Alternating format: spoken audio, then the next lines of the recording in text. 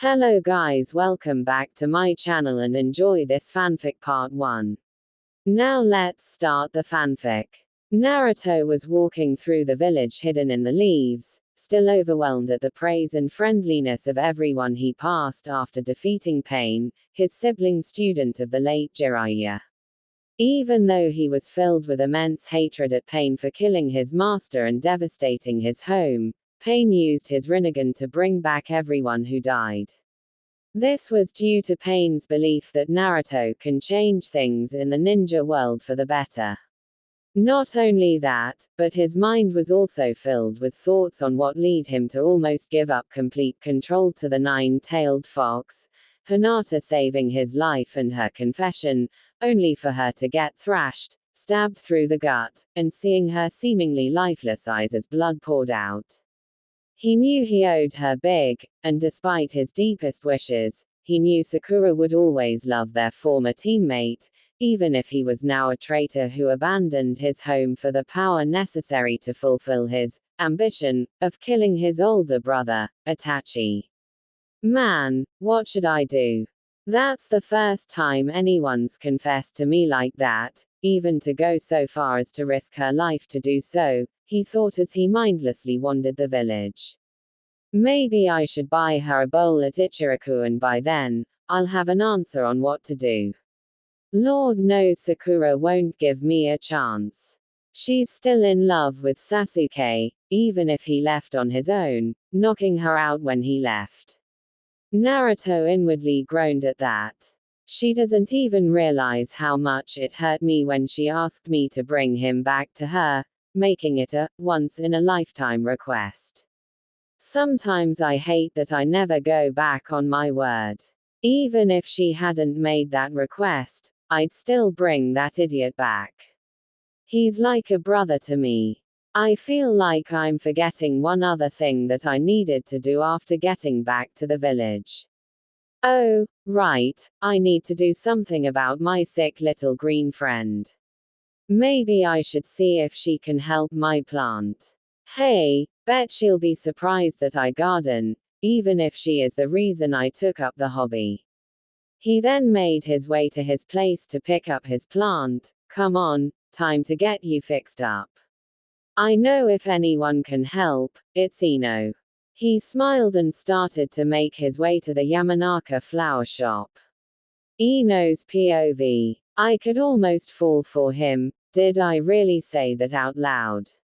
Questioned Ino Yamanaka. She thought back to the previous day's events that lead to her current frustration.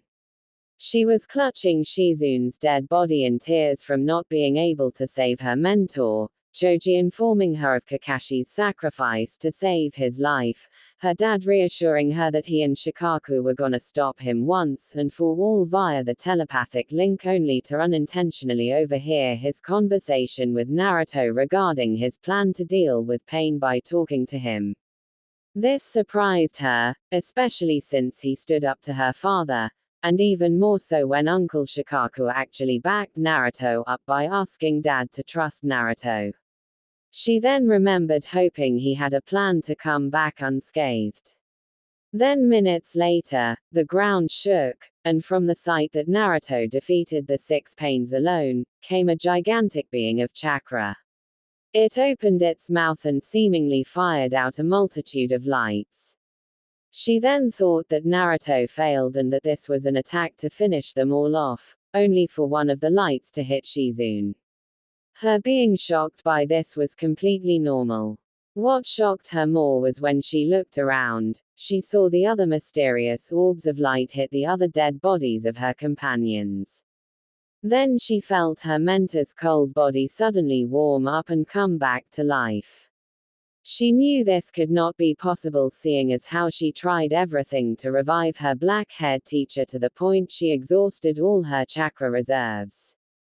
Somehow deep down, she had a feeling that Naruto managed a miracle that brought back the deceased companions to the land of the living, which was proven true when Tsunade summoned Slug, Katsuyu, relayed the information back to all of them about how he managed to change Pain, which in turn, caused him to decide to sacrifice his life to bring back the fallen of today.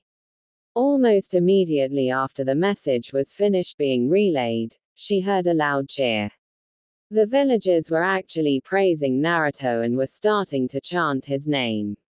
She could not imagine that this was really happening. She could not believe that the village prankster and number one bane to the village's existence would one day be praised as the hero of the hidden leaf. She saw all the villagers welcome him back with such warmth and cheer that for a moment, she forgot that they all used to see him as a nuisance. Ino also recalled feeling grateful that Naruto managed to do all this and, for the first time, felt a tinge of jealousy towards Sakura, who Naruto had feelings for, and towards Hinata, who just confessed to him in front of everyone. She then realized that she made the wrong call, only going after cool guys like Sasuke, who ended up betraying him, and Sai, who was hopelessly clueless at life. She actually thought that she should have gone after Naruto instead. I could almost fall for him, said Ino with a heart-warming smile on her face. She was staring right at Naruto and did not notice that she accidentally said it out loud. Her teammates, who were standing right next to her, heard her say it and were shocked. They immediately gave a surprised reaction and tried to pester her to explain herself, but she didn't answer. She didn't mind at all, nor did she show any hint of embarrassment. Today was Naruto's moment, and even she had to admit that he was very cool at that moment. Sigh. I messed up pretty badly and let a good catch get away. I can't believe it. I actually want to date Naruto now, said Ino to herself as she was bored tending to her family's flower shop. She was alone at the counter when, speak of the devil, Naruto unexpectedly stepped inside their shop. Yo, Ino. What's up? Casually strolled the blonde ninja with a big goofy smile on his face. Normal POV. He was happy to see Ino working today and noticed that she was bored at the counter tending to a single flower. Though she seemed bored, he noticed that she had a different look in her eyes than usual when she was taking care of that particular flower. He thought that it must be special. Oh hey, what's the big hero of the hidden leaf doing here? Ino looked up as she teased him. Ha ha. You're embarrassing me, Ino. Just call me Naruto as always. I actually need some gardening help. You garden? Ino was flabbergasted. She didn't know that Naruto had a cute sensitive interest like this. She giggled a bit on the inside. Hell yeah, I do. Watering plants is actually a hobby of mine. See for yourself. Here's my pet project, said Naruto as he revealed a potted plant from behind his back. Looks like it's lacking in nutrition. What happened to it? Said Ino as she carefully examined the plant. I forgot to take it with me when I went training to be a sage, so I missed a couple of days to water it. He said, feeling rather bad about it. I can definitely take care of it. Leave it with me for a week and I'll make sure it's back to good health. No charge. Thanks, Ino. I knew I could rely on you. You've always been a good friend through the years. Said Naruto, flashing that goofy grin again. Always. What are you saying? We've only really started talking to each other after we graduated from the academy. I don't remember knowing you for that long at all. Ino was taken aback as to how close Naruto made it seem they were. Really? Well, I got a good memory and I remember this one time before we started at the academy, said Naruto as he crossed his arms and started recounting what he remembered. What happened? At this point, she was desperately trying to remember what could have happened between them. It happened during enrollment. I was outside by the swings while the third was talking to the teachers to enroll me when you showed up. You were bored while your parents spoke to the teachers as well and you decided to sit next to me. While Naruto was saying this, it hit her as she suddenly remembered a chance encounter from long ago. Flashback start. Hey, nice hair. It's a little messy and spiky, but I like the color, said a smiling girl his age with the same hair color as him. She was pretty and had a nice hair slide on. Are you talking to me? Questioned a despondent-looking boy as he wasn't used to people talking to him. Of course, silly. Do you see anyone else around? Are you sure you should be talking to me? Why not? You look like you're just as bored as me and two bored blondes got to stick together, right? He. You finally managed to smile. That's great. You should smile more often. You have a really nice smile. Thank you. Hey, let's have a game. Let's try to see who can swing the highest. You're on. They swung for a bit, but after a while, they slowly came to a stop. The boy wanted to know more about this mysterious person, so he asked her a question. So, what does your family do for a living? My family owns a flower shop, so I know a lot about plants and stuff. Wow. Really? Yeah. Hey, you know what? I heard that if you ever feel lonely, you should talk to the plants while you water them. They'll respond to your feelings by growing up to be nice and healthy. Oh really? Thanks. Yeah. So, you should stop by our shop if you ever need any help with plants. That's a promise, said the girl while extending her pinky. Sure. The boy extended his pinky as well and they entwined the two together, signifying their promise. Hey, I have to go. It was nice to meet you. Let's hang out again next time, said the girl as she noticed that her parents motioned to her that they were done with their business and that they had to go. Before she left, she gave him a light peck on the cheek. Naruto was so surprised that he ended up forgetting to ask the girl what her name was. Flashback end. After Naruto finished his story, he noticed that Ino's cheeks turned a bright shade of red. You feeling okay there, Ino? Of course. Why wouldn't I be? Said an embarrassed Ino as she remembered that she technically gave her first kiss to Naruto. At the time, she only wanted to cheer him up, but now that she had these feelings for him, she was really embarrassed. The awkward silence broke when Naruto suddenly interjected. It's too bad we never got to hang out after that. You were my first ever friend and I never got your name till way later. It made it really hard to approach you. Ino remembered that there was a time that she wanted to hang out again with her new friend. However, she started hearing bad rumors about Naruto and painfully decided not to because she didn't want her other friends to not like her.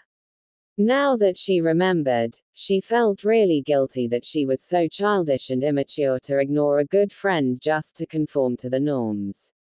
That's too bad. Tell you what, to celebrate the remembrance of our first encounter, let's go have ramen. It'll be my treat, Naruto. Oh really? You're the best, Ino. I love you, said a grinning Naruto as free ramen was not something he would ever pass up. He was so excited that he didn't even notice that he said such an embarrassing line that made Ino blush again.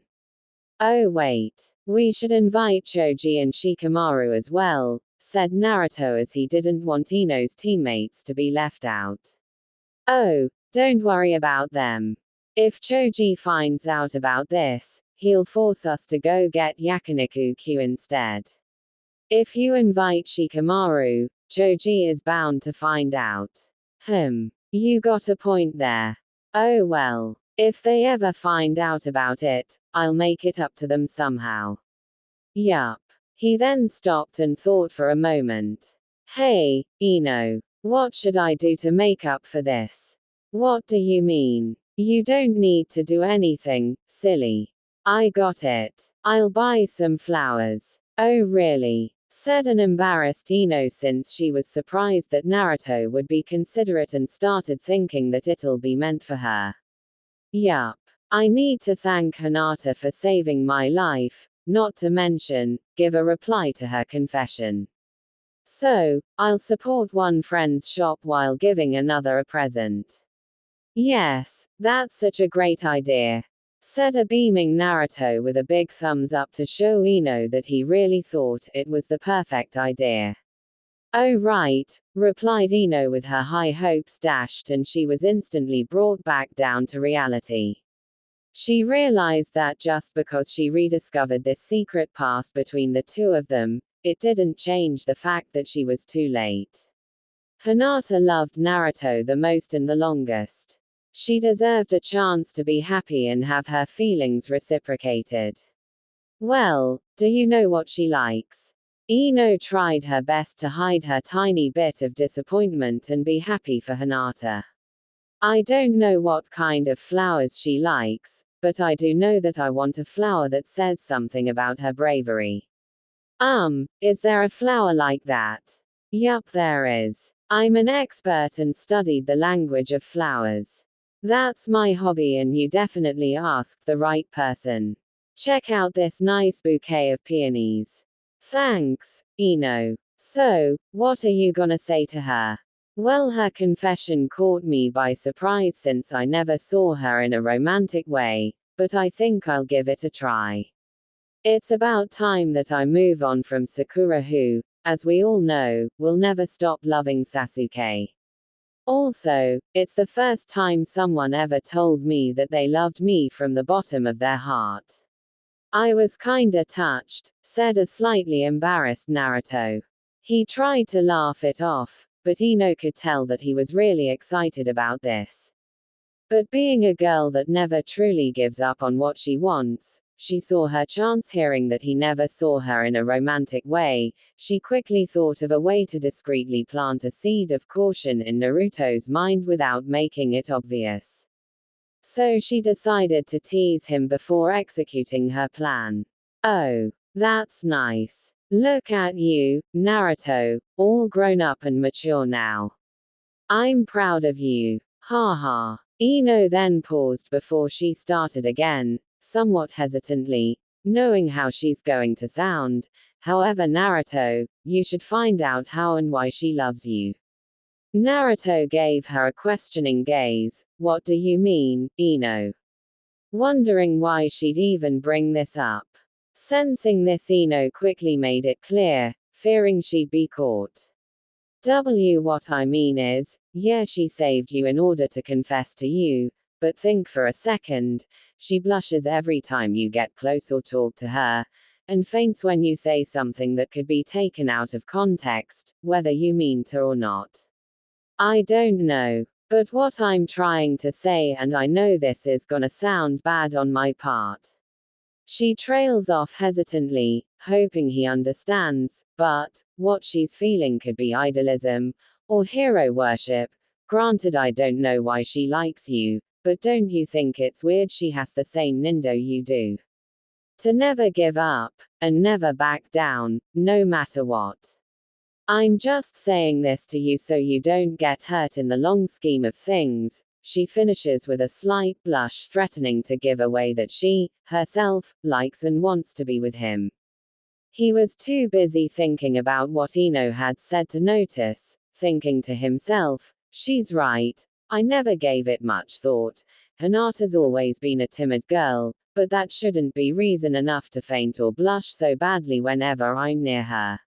Hell, I thought she was sick or something. Ino noticed his pause and hoped he wasn't mad at her, but then he speaks up, calming those fears. You're right, I think I'll do that. Thanks, Ino, giving her his famous megawatt smile again. Her blush only seemed to increase, and she could feel it too, so she quickly turned, averted her gaze to hide said blush, and noticed the flower she'd been taking care of before he walked in. Calming her blush, or trying to at the very least, she picked it up. Have this nice yellow camellia to add to your personal collection. You can keep it if you want, but for now, it can replace the one you left with me. Ino gave Naruto a pot with a single yellow camellia flower growing. Naruto noticed that this flower was the one he noticed at the counter when he walked in. It seemed really special and distinct from the others. He could also tell that a lot of care was put into it by how healthy and radiant it looked. Oh really? It's nice. So, what's this flower mean in their language? She paused at this, knowing it meant longing but couldn't tell him that. Not without raising his suspicion. It means gratitude. I want to give it to you as thanks for everything. Oh really? Thanks a lot, Ino. I'll make sure to take care of this. He beamed at this, happy to take this amazing gift from his fellow blonde.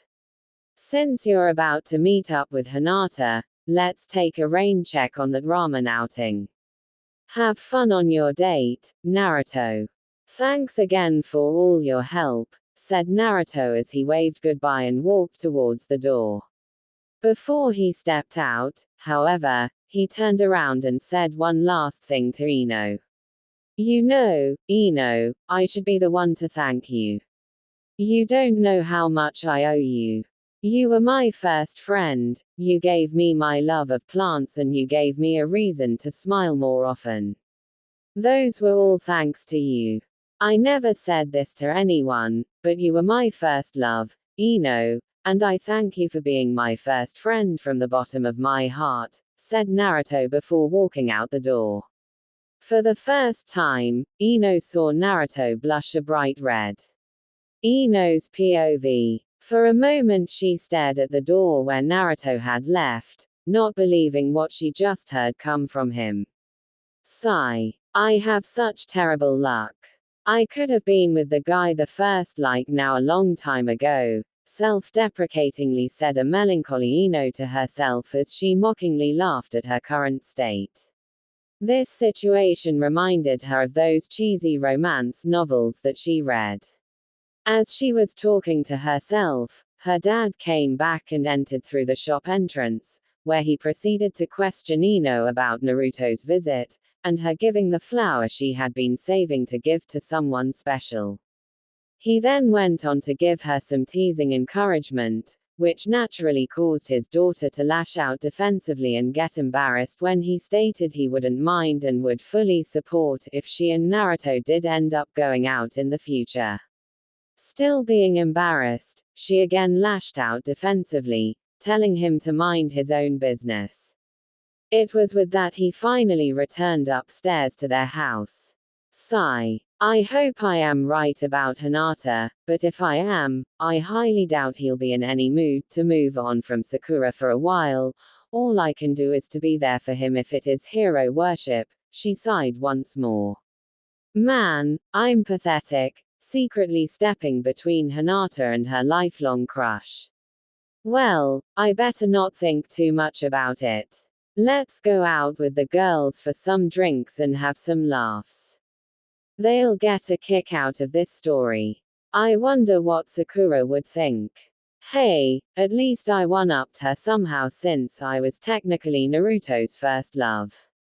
Naruto had spent the better part of 2 hours figuring out his plan to confront Hinata, and if B, how to let her down without hurting her too much. He knew that if what Ino said was true, that she'd be devastated when he turned her down. Just the thought of hurting her makes me hope she's genuine about her feelings. Hell, I'm more scared of what Kiba, Neji, or even her father will do to me if I do hurt her. He shudders at the thought.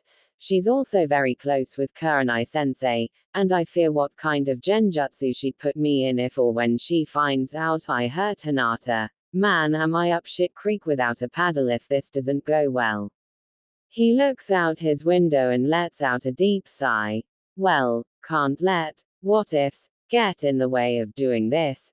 Hinata deserves an answer no matter what, and the best way to do that is to be honest, he says to himself as he gets up and grabs Hinata's flowers, which were put in a vase of water to keep them healthy while he worked things out in his head. Well, time to go find Hinata and see where this goes. An hour later, after wandering around what remains of the village, he notices that there were a lot of buildings already up.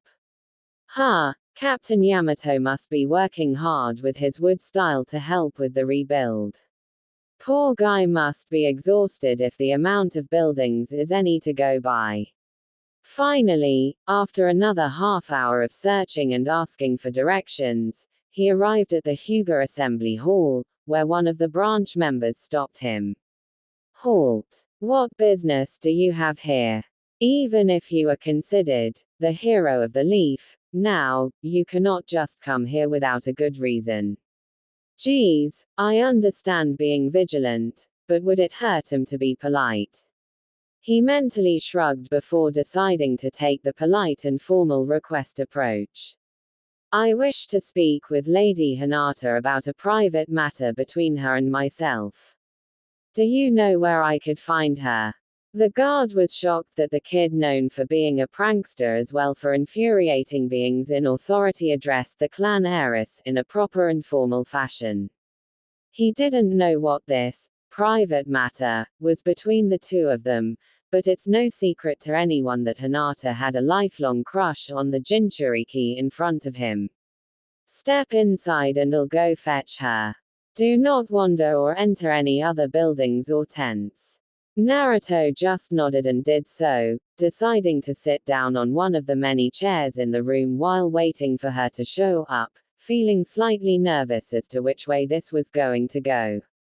After about 5 long minutes, which felt like an eternity to the blonde hero, the doors slid open, revealing Hinata still in her ninja gear, but cleaned up after the battle with pain, blushing brightly seeing the object of her affections. Little did Naruto know that she'd been blushing since being told that he was there to see her. Hello, NN Naruto. What is it that why you wish to see me about? Naruto mentally sighed at her, shuddering. There's another thing. She really needs to have more confidence in herself, like she did when she stood up to pain for me. Hey Hinata, I came by to thank you for your help earlier today. That was very brave of you. Here, I got you these flowers as a gift, he said as he removed the flowers and vase from beside the chair he was sitting at. Hinata went wide-eyed at the thought of Naruto giving her flowers for anything, was ready to faint on the spot before willing herself to stay conscious, and accepted them with a meek, thank you. Naruto rubbed the back of his head, bracing himself for what was to come. He knows that what he's gonna say to her will hurt and/or disappoint her while giving her some false hope. Hey, Hinata, why don't you sit down? I need to talk to you about you as well. At this point Hinata looked confused and concerned but acquiesced to his request, nodding, signifying for him to go on. I came by to thank you but also to talk to you about your confession during the fight with Pain earlier today. He paused, trying to figure out how to word it properly without hurting her too much. This pause seemed to have Hinata even more concerned. She was extremely nervous and anxious to hear his response. While I'm touched beyond words, and grateful for caring for me so much, I'm afraid that I'm just not ready to date anyone right now. I'm very sorry. He finished in a sitting bow to emphasize his apology. Poor Hinata didn't know what to say or do. Here was her lifelong crush, having given her flowers as a thank you gift for saving him, but was politely turning her down, saying he's not ready to date anyone at this time. While other girls would see this as an, I might have a chance once he's ready, this was disheartening and discouraging. It took her so long to confess to him, and it took him almost being killed for her to do so while putting her own life on the line. However, she did appreciate Naruto's honesty and swiftness, so she wouldn't be worried about it in the future.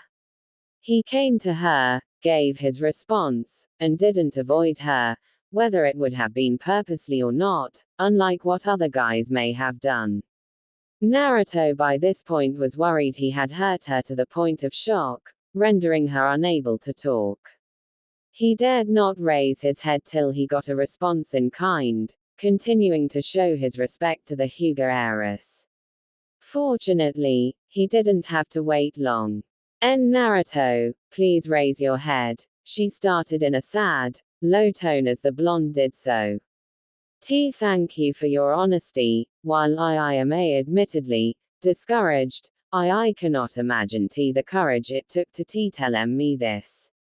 I hope we will remain friends in future. She finished with a seated bow of her own, now trying to hide the welling tears in her eyes. She couldn't cry in front of him now. Don't worry. We'll always be friends. Thank you for being understanding. I'm sorry if I've hurt you, he said, bowing once more. All Hinata could do was nod her head, still hiding her face from him.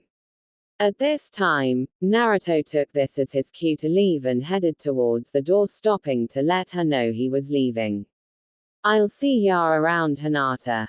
And once again, I'm sorry. And with that, he was gone, not knowing that as he left, she broke down and started crying.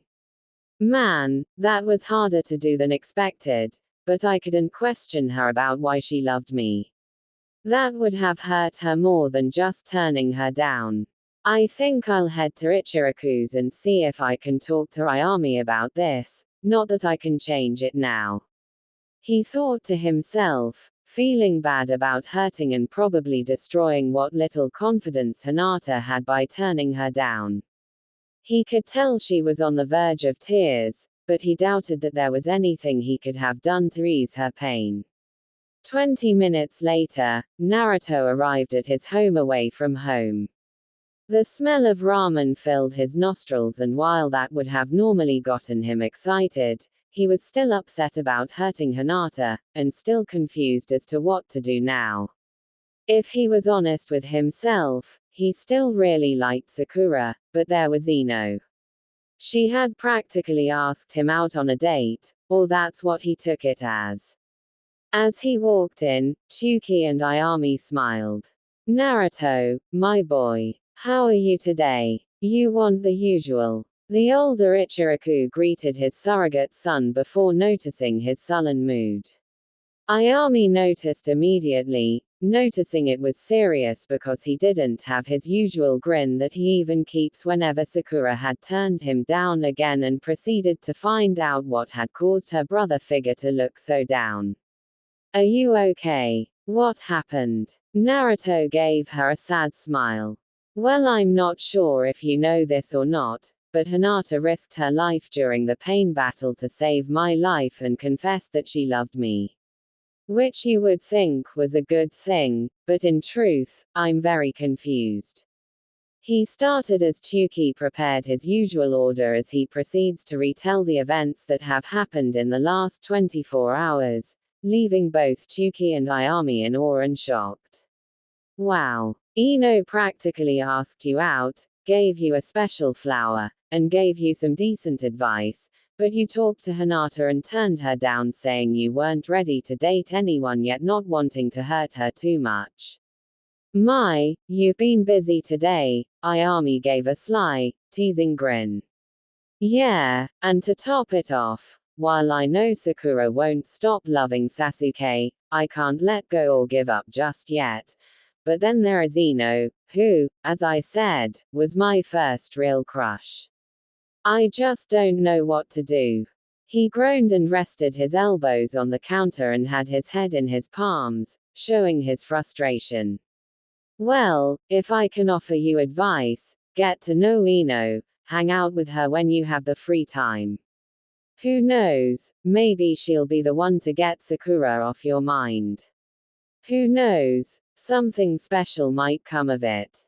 Naruto just nodded and proceeded to eat his food, thinking on his surrogate big sister's advice.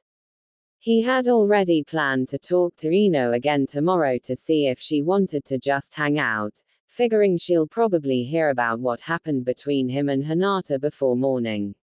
So, he finished his food, but as he went to pay his bill when they told him it was on the house for defeating pain. He shrugged at this and accepted their offer and proceeded to head home, take care of Ino's gift and go to sleep since it had been a long and exhausting day, emotionally and physically. Ino's POV. While Naruto had arrived at Ichiraku's, Ino arrived at the girls' usual hangout spot where she spotted the usual crowd, Sakura, Tenten, and Anko. Yes, the crazy snake mistress decided to hang out with younger girls of the village. Surprisingly, Kurenai-sensei and Hinata were there at the table, the former seemingly consoling the latter. Did Naruto already talk with her? If so, I'm gonna say it didn't go well for her. It was then that Sakura noticed Ino. Hey Ino pig. A small tick mark appeared on Ino's forehead and shot back her usual nickname for her friend and rival. Hello, Billboard Brow, how are you tonight? Exhausted if I'm to be honest, as well as worried about Lady Tsunade. She hasn't woken up since the end of Pain's attack. She used too much chakra using Katsuya to heal the wounded. Sakura said in a concerned tone. Is it just chakra exhaustion? Any idea when she'll wake up? Does Naruto know? Ino's mind now completely off Hinata's depressed state for the moment as she fired of a list of questions, knowing how close both Sakura and Naruto were to the fifth Hokage. No, Shizune is working around the clock, doing everything she can to help, but we have no idea when, or if she'll wake up. Every time she uses ninja art, mitotic regeneration, it comes with a price of shortening one's lifespan, so, we can only hold out hope that she'll recover. As for Naruto, no, I doubt he knows yet. If he did, that knucklehead would rush over to where she's being kept and loudly ask two of the same questions you did. The Pinkett let a small laugh out at that. Yeah, knowing him, that's exactly what he'd do. The florist joined in the laugh, only to blush ever so slightly with a content smile and faraway look in her eyes as she thought of her fellow blonde. This was picked up by Anko, who decided to take this chance to speak up with a teasing grin and tone. Oh, what's this? Does someone have a crush on the hero of the leaf?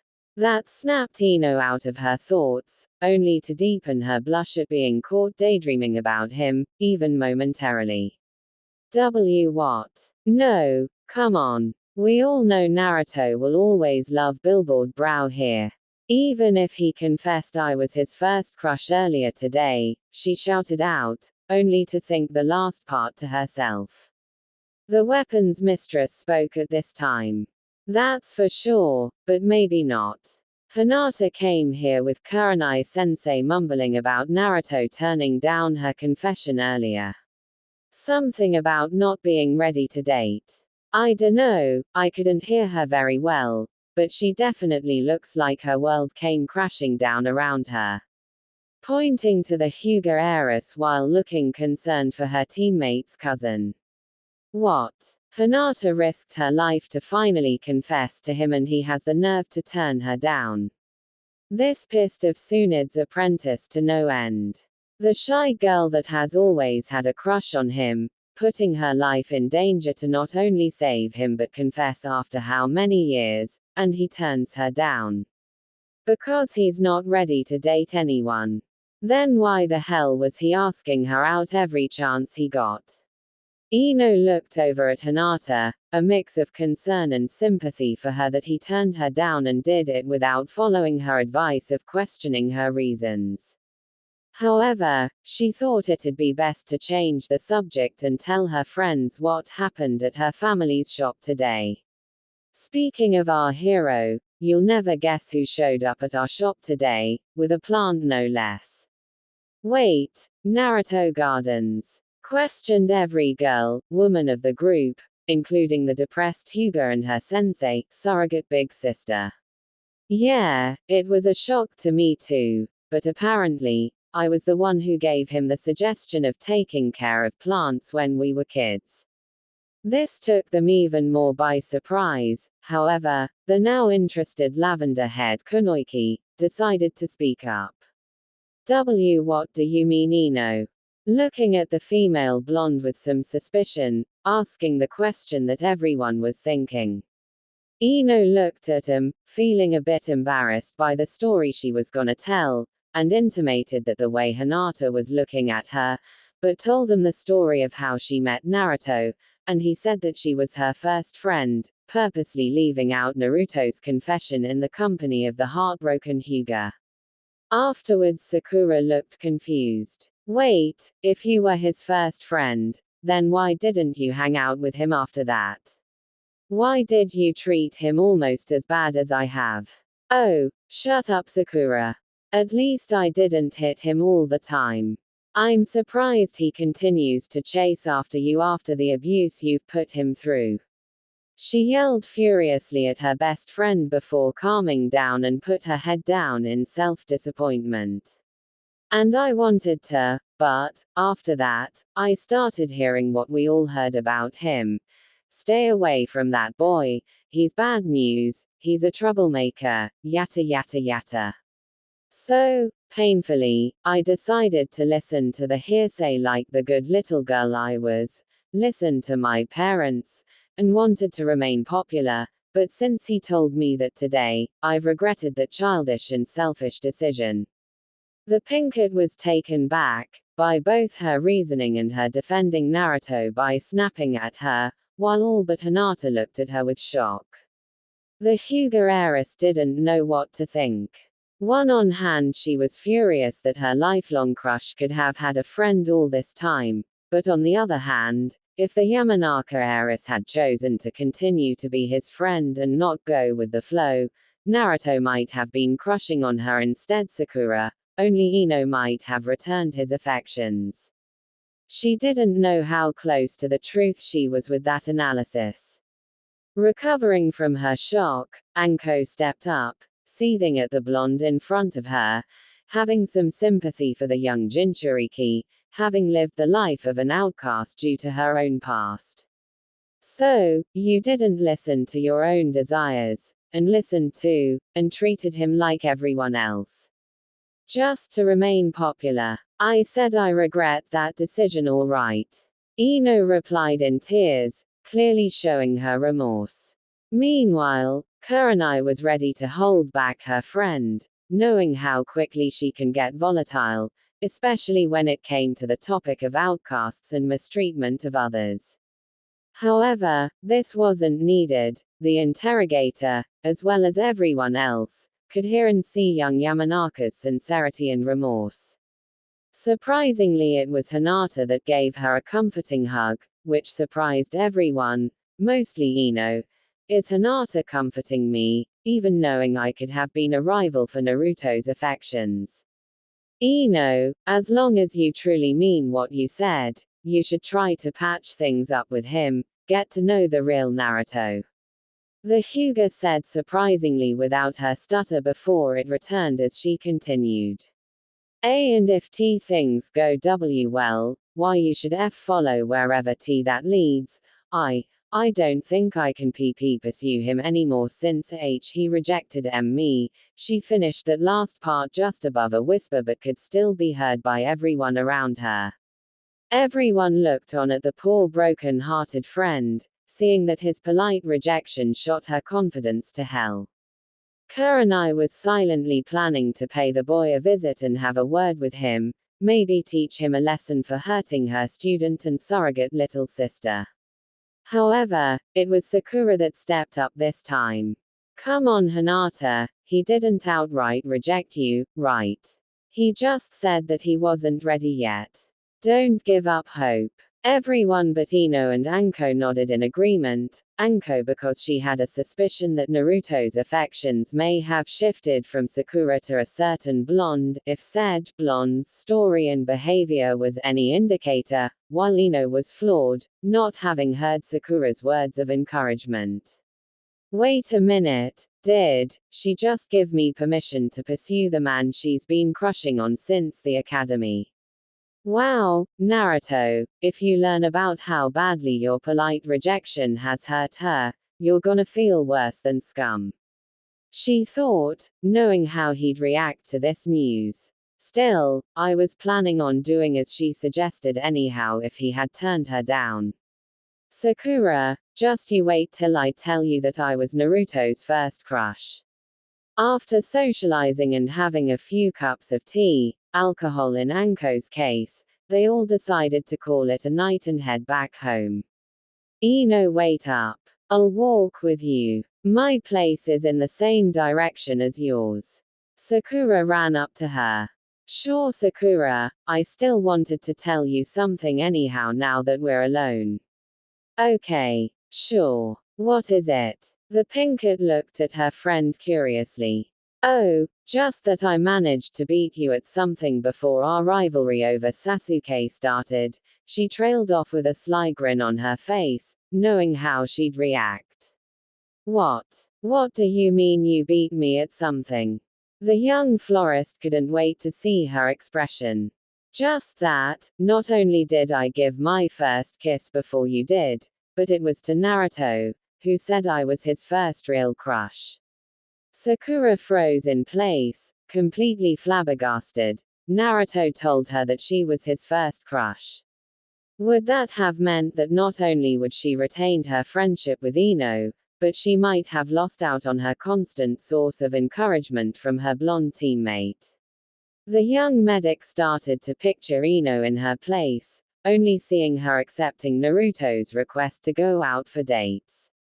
She didn't even know how to respond to that, only started walking again, only this time on autopilot.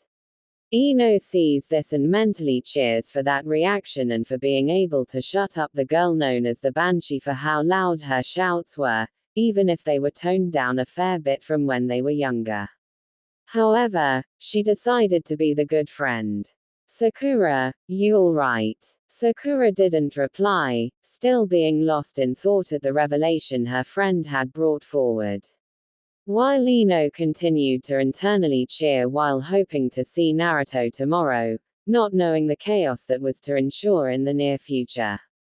The next morning after Naruto gets back from Ichiraku's and the girls had the girls' nights out, we find Naruto in his sleepwear, still, half asleep, watering Ino's gift while waiting for his morning cupped ramen to cook with a sleepy smile on his face.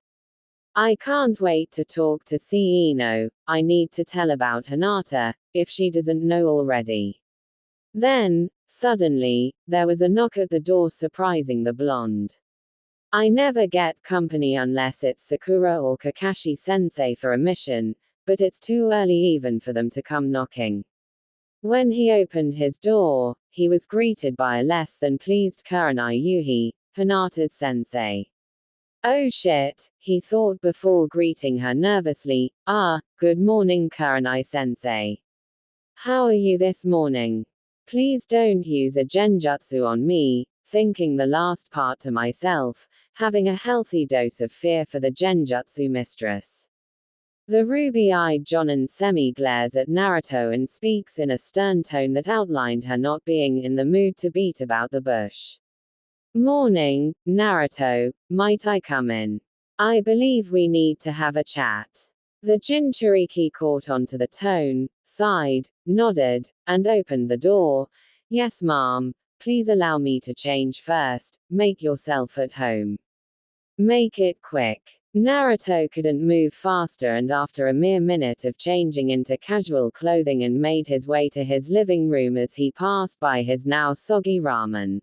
Damn it. It's gonna be one of those days. Maybe I should hold off on going to see Ino today, he internally groaned as he sat down across from the raven-haired Jonin, prepared for a tongue lashing. Now, I am not going to beat about the bush Naruto, I'm sure you know why I am here. Correct? She asked sternly. I assume that it's because I turned down Hinata's confession since I am not ready to date anyone at this time. I've even given up chasing Sakura after realizing she'll always love Sasuke. Naruto said solemnly. And given that you're here, I must have hurt Hinata, despite my best effort to let her down gently. he said solemnly. Yes, she asked me to meet her at the spot Ino and the girls regularly meet at for the girls' night. She was visibly depressed and looked she had been crying and continued to cry at the bar. Naruto frowned at that. He hurt Hinata, caused her to cry, and call upon her closest ally. I'm sorry I hurt Hinata, I never wanted to do that to her. Dispute my turning her down, I still owe her my life. He stated barely above a whisper, showing his regret and grief for hurting her. Kurenai saw this and internally smiled. At least he regrets hurting her. I'd have to place him under a nasty genjutsu if he didn't. Then again, he wouldn't be Naruto if he didn't regret hurting her, at least according to what Kakashi and Hinata have told me about him. However, there is more to this than he's letting on if Ino's outburst from last night is anything to judge by. Regardless, I think you should keep away from her for a while. She's in a very delicate state right now, however, I'd like to hear your side of the story. Keeping her stern exterior. The blonde nodded and took a deep breath. I was gonna give Hinata a chance, figured I owed her that much, but a friend mentioned something that I thought hard about, and agreed that was a chance with, that Hinata's affections for me were misplaced under the guise of idealism, but I couldn't question her about her feelings. I know that would have hurt her a lot more than just saying that I'm not ready to date. And, I'm not. The realization that Sakura will never return my feelings has hit me harder than I expected.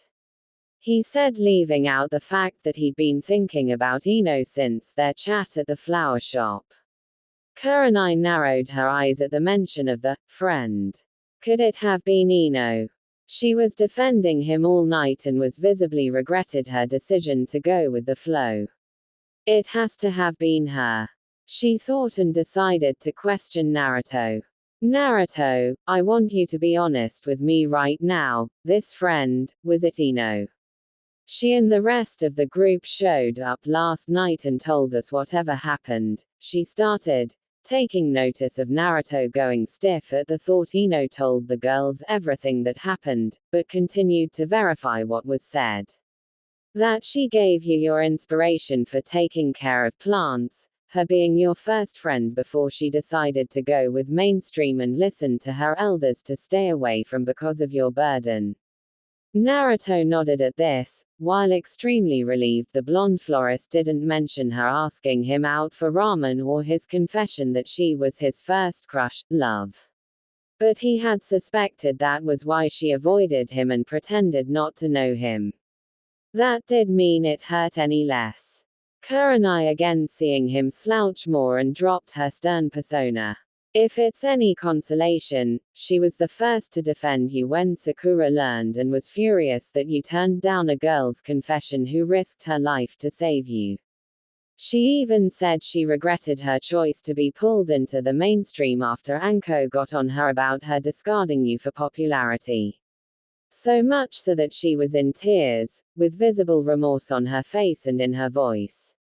Ino said that. He said, unable to hide the whimsical smile hearing she regretted her choice so much. Yes, she did. Now please answer my question. The Jonin said firmly, having caught the look on his face. There was something more to Naruto and Ino than what was being led to believe. Right, sorry. He said, rubbing the back of his head in embarrassment, then regretfully continued. Sorry Ino, I hope she doesn't come talking to you when she's done with me. Yes, Ino was the one to question Hinata's true feelings for me. She just didn't want to see me get hurt. I suspect that is because of what you said, that she is feeling horrible about how she treated me. So please, do what you want to me, but leave her out of this. He finished, falling into a full bow, fully displaying that was clearly begging right now. Kurenai was stunned at this. There is definitely something more going on between those two, but for now, I'll drop it. Very well, Naruto. However, be warned that if you're lying to me and you declined Hinata because you desire someone else, I will not be this forgiving next time. She narrowed her eyes and glared at him, looking him dead in the eye, leaking some killer intent to father her threat, warning. Next time, I'll make you think that horrendous sexy jutsu of yours is the real you. Naruto's went wide as saucers, nodding as if to say he understand faster than the fourth's flying rage-in jutsu, knowing full well that she could, and would do it. Good, then we are done here. The ruby-eyed Jonin said as she got up. Thank you for your time, and I'm sorry I interrupted your breakfast. She said as she left his place and went home. Naruto slumped against the chair he had been sitting in, letting out a revealed breath that she had left. Man, note to self, do not to piss Kurenai-sensei off. Still, I'm glad Ino didn't tell them about her offer to take me out for ramen, or my confession, or that she was the one to plant the seed of doubt in my head.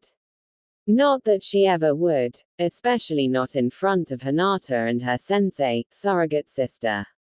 A couple of minutes later he made himself another cup of ramen, then decided he'd pay Ino a visit after he ate and got freshened up. Ino's POV. While Naruto was being talked to by Kurenai Yuhi, Ino had been up for a few hours already and very unhappy. Damn it. Why did my dad get me up at the crack of dawn?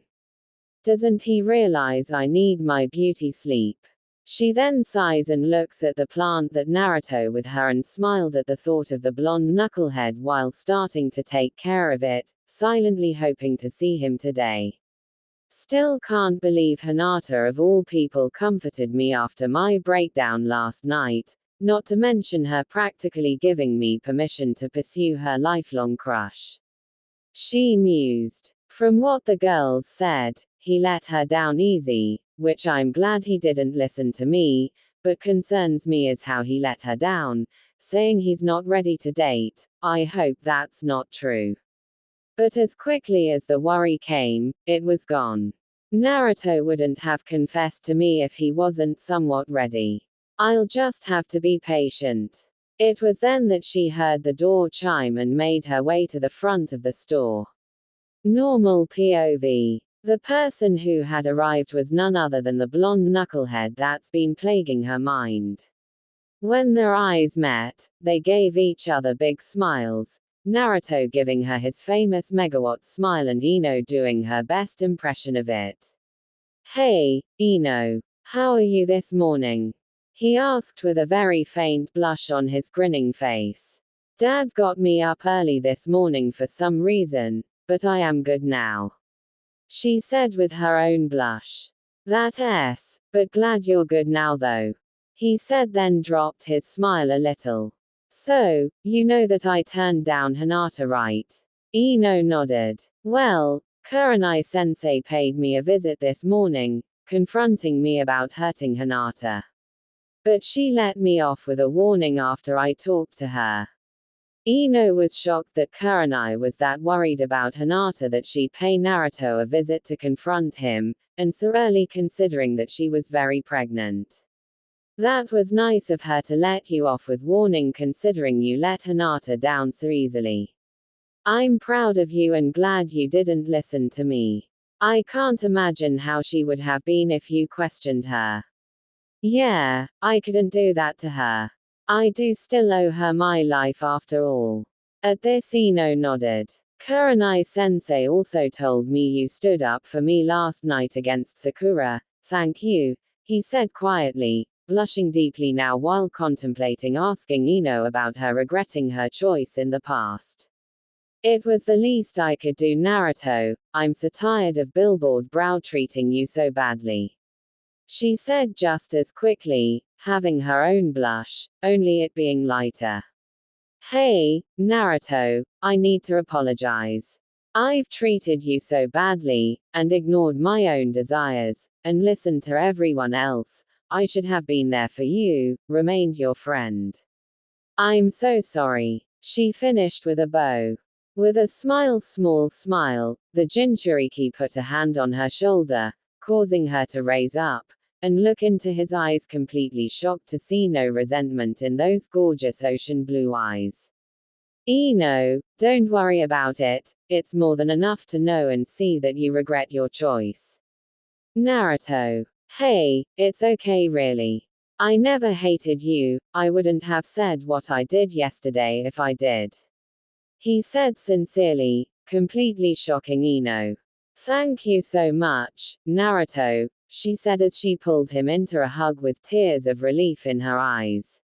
This stunning the young hero slightly but quickly returned the hug, blushing brightly while trying to ignore the feeling of her S against him. Calm down Naruto, it's just a hug, no underlying purpose other than a hug. He thought to himself, trying to calm himself down. You're welcome, he said softly. Unbeknownst to them, Inoiki was just in the next room, having come down hearing Naruto come in and watched the entire scene. Just look at those two, had we not stopped her from being friends with him, I'd be willing to bet this shop that they would have been a couple a long time ago. I was such a fool. Hey, let's go cash in that rain check. It's almost lunchtime. Naruto asked. I can't Naruto, I need to watch the shop. She frowned, really wanting to take him up on the idea, not noticing they were still embracing. Inoiki decided to make his presence known, taking notice of their embrace, and decided to tease them. Go ahead Ino, I can watch the storefront while you go have lunch with your boyfriend. Dad, she exclaimed as they quickly leap out of their embrace, giving Hinata a run for her money in terms of deep blushes, silently likely the idea of being a couple. Oh God, how long has he been there? I'm so not going to hear the end of this. Ino lamented, he's not my boyfriend. Not yet anyhow, she thought the last part to herself. Naruto was embarrassed. Her dad caught us hugging like that, why isn't he pissed off? And he's actually encouraging her to go out for lunch with me. Boyfriend. Does he approve of me being with her? Millions of thoughts going through his mind. Inoiki inwardly chuckled seeing so embarrassed. Just go you two, just be back in a couple of hours okay? Alright fine, come on Naruto. The young heiress said as she grabbed the stunned hero by the wrist and dragged him out of the shop toward Ichiraku's. Our young love. I know you better treat her well boy. The Yamanaka clan head chuckled. A block away, Naruto found his bearings and started walking next to the fuming girl who had been plaguing his thoughts the last 24 hours but decided to remain quiet, knowing her temper was almost on par with Sakura's, silently fearing getting pummeled. 2 blocks later Ino calms down. I'm sorry for dragging you like that, I just had to get out of there. He's so insufferable. Sometimes I wish I could get my own place. Hey, it's okay. I could tell he meant well. Then saddened, I've never had parents to love me or tease me about anything. They died the night the 9 tails attacked the village. He said quietly, not mentioning that he was the son of the 4th Hokage, which he only learned yesterday while he was close to losing himself to the demon fox. Naruto, she felt so bad for him, never knowing a mother's love, a father's encouragement, or the life lessons they would have passed on. Enough about that, we're almost there. He put on a brave face, but Ino knew it was a sensitive subject for him, having lost the 3rd Hokage and his mentor Jiraiya of the Sannin, 2 of his role models. At the ramen shop, Naruto greeted Ayami, who was behind the counter serving customers. Hey, Ayami. The usual please. Hey there Naruto, coming right up. The female ramen chef responded before taking notice of Naruto's company, giving a sly grin. And who's your girlfriend? Ino blushed at this, seeing the obvious closeness between Naruto and Ayami. Ah come on Ayami. Not you two. We just got through being teased by her father. Naruto said without thinking, then realized what he said and blushed, even more, Ino following suit. Oh ho, already have daddy's blessing, eh? You sly devil you, his big sister figure teased. Shut up. The male blonde sat down, blushing up a storm, shooting his fellow blonde an apologetic look. I'm Ino Yamanaka, nice to meet you Ayami. Ino introduced herself while sitting down with a full-body blush from the teasing and Naruto's lack of a filter. Ah, so you're the famous Ino that I heard so much about yesterday. Nice to meet you. What can I get you? Ayami said, deciding to stop the teasing before they passed out from overheating. A standard miso ramen please. Naruto meanwhile was still following Ino's example with the full-body blush, burying his head in his hands. A few minutes later Ayami came out with their food. Here you go, enjoy. Thanks, Ayami. This looks great. Naruto nearly shouted in excitement. His blush completely faded. Yes, thank you very much, Ino said calmly. Ayami leaned over the counter just enough to whisper in her surrogate brother's ear, "Don't screw this up now, Naruto," remembering what he told her last night about the date offer, grinning as she pulled away, seeing him choke on his ramen with his blush returning with a vengeance. Ino quickly came to his rescue and rubbed his back to help with the choking, noticing the massive blush that came back to her fellow blonde's face. What did she say to him to make him blush like that? She thought curiously, but not jealous, able to see the brother-sister relationship they shared. You okay, Naruto? Why yeah, I'm good, thanks Ino, he said with a smile, fighting to bring down his blush. Ino too blushed as she saw Ayami's knowing grin. Well, I'll leave you two alone to enjoy your date, just gimme a shout if you need anything. The young ramen chief teased, making her quick exit before Naruto could blow up on her. Date. She thinks this is a date. I mean I guess it could be seen as one, but, we're just friends right now, right? Ino asked herself while doing her best impression of Hinata's blush at the moment.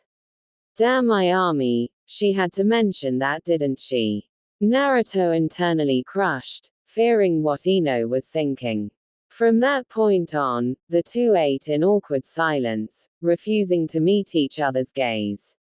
However, when they finished their meal, and Ino keeping her word and paid for the outing, it was the young heiress that decided to break the tension. I had fun, Naruto, thank you for getting me away from the shop for a while. I had fun too despite the teasing today. I should be thanking you for paying, next time it'll be my treat. He smiles before offering to walk her back to the shop, in which Ino accepted. The two walked in comfortable silence, not noticing they both involuntarily intertwined their fingers while holding hands. It had been about 4 hours since Naruto had been the perfect gentleman and walked her from their lunch outing at Ichiraku's, and Ino was still on cloud 9, even if she didn't know that a certain pink-haired and silver-haired Jonin had spotted them walking hand in hand unknowingly. When they realized that they were in fact holding hands, surprisingly, neither one let go, instead just blushed a little and continued walking. To her, it just felt natural, as if they'd done this so many times in the past. Although, she did have to resist the urge to lay her head on Naruto's broad shoulders, knowing full well it was too early for that level of display of affection, especially in public. She wasn't even bothered by both her father not only catching them in the act, but his teasing about it. What she was more worried about what her father told her. Flashback start. Thanks for walking me home, Naruto, you didn't have to, you know. A slightly blushing Ino said, still holding his hand, not really wanting to let go, but knew she'd have to in order to get back to work. It's no big deal. If pervy sage taught me anything that wasn't perverted, it was to always escort a lady home after a date. Naruto replied with a deepened blush at the thought of their lunch outing being a date, even an unofficial one, also not wanting to let go of her soft, warm hands that seemed to fit perfectly in his. It was Ino's turn to deepen her blush at the reminder of Akame's insinuation of the lunch outing being a date and laughed. I still can't be that you called one of the Sannin something like that. I'm surprised he didn't beat you for it. The male blonde joined in the laughter. Yeah, guess I got lucky, but I suppose it's because he gave me my name through this book, finishing in a sad tone, pulling out a book title, The Tales of a Gutsy Ninja. The young florist looked at him and the book with sympathy, not even being to comprehend what it meant to him that his mentor might have been his godfather, which wouldn't be too hard to figure out, even for a knucklehead like Naruto. That might have been it. It was then that her father opened the shop door, noticing the blushes on the future couple's faces and the fact they were holding hands. Welcome back, lovebirds, Inoiki grinned as he watched them jump apart from each other, instantly letting go of each other, doing a deeper shade of red. Hello Mr. Yamanaka, I hope that I didn't keep your daughter away from work too long. Naruto said as politely as he could, having also learned not to piss of the parents of the girl you were with. Dad, we aren't together yet, the young heiress fumed. Deciding to ease the young man in front of him, the father gave a gentle smile at Naruto. No boy, you didn't, thank you for that. Then looked at his daughter and spoke to her via the telepathic link. I don't know young lady, you two looked pretty content, even unwilling to let go of each other. Play your cards right and you could have him as your boyfriend in no time. Ino only blushed deeper at that, trying to hide it from Naruto before responding, I honestly hope so, I really like him, and no, not only because he's the hero of the Leaf, but because he's a really great guy. Not many would walk me home from just a simple lunch outing. I want to make it up to him for treating him so badly and ignoring him after being his real friend. At the mention of the way she treated Naruto and hearing that his daughter was the boy's first friend, he felt guiltier than ever, but turned to Naruto. Well Naruto, I hope to see more of you. Ino needs to get back to work as well, taking care of your request, then turned Ino, giving her a we'll talk more inside look, at which she nodded. Naruto, not being completely dense as everyone else thought, and caught onto the underlying message. Yeah, I need to go check to see if there is anything I can do to help around the village. See ya later Ino, and takes off after giving his foxy grin and jumps off to rooftops. Inside the shop, Ino went directly to Naruto's plant and started taking care of it, and without looking at her father. So, why did you tell me to stay away from him when we were kids? Does it have to do with that chakra he used during yesterday's fight, or the reason those Akatsuki thugs want him so bad that they killed Asuma-sensei? The elder Yamanaka flinched at the tone of her voice and the questions. Yes, it does. Tell me, did the Akatsuki say anything? Ino narrowed her eyes. Yeah, something about him being a Jinchuriki, whatever that is. Jinchuriki are, for all intents and purposes, living sacrifices. Before I continue, you must know this could very well change your opinion of Naruto. He stated sternly. I doubt that, not after he helped avenge Asuma-sensei and managed to bring everyone back that died from pain. At this, Inoiki sighed. I hope I'm right about telling her about this. Forgive me Naruto if this doesn't go well. 17 years ago, on October 10th, the nine-tailed demon fox attacked the Leaf. You learned this in school, that the fourth Hokage killed it that night. However, it can't be killed. No, it was sealed inside a newborn baby. He paused watching his daughter, seeing her eyes widen. Naruto has the fox inside him. Is that why the people hated him before now? Why you stopped me from being friends with him? Because of something that he didn't even have a choice in. Yeah, okay, I wouldn't have been so understanding as a kid. How would anyone that young handle learning that one of your classmates had a demon in the gut? But in no way does it seem to be influencing him unless he loses control of his anger, which is what I assumed happened when we felt that ominous chakra after Pain stabbed Hinata. Why did the fourth seal it within Naruto? Ino was livid that she was denied someone that would have likely been her best friend and possibly her boyfriend by now. Not to mention very happy if the lunch outing was any indicator. Her father was flabbergasted at what she just said. She was okay with the fox being within Naruto. She was pissed that was the reason she was denied a friend. He couldn't help but feel proud. In all honesty, I don't know why. She sighed. I'm still not happy with you for denying me and him, you better make up for this, Dad. Flashback end. She couldn't believe that Naruto held such a secret within him. No wonder everyone used to hate him before he proved himself by defeating Pain. But she didn't care. No demon would be like him, protective, cheerful, even bashful. Hell, she didn't know how he could be so cheerful. If it were her, she'd given into depression and taken her own life, or given into the demon and killed the entire village or let it loose. She had even more respect for him now than she did after he saved the village. You're really something, Naruto, was all she could say before closing the store for the day.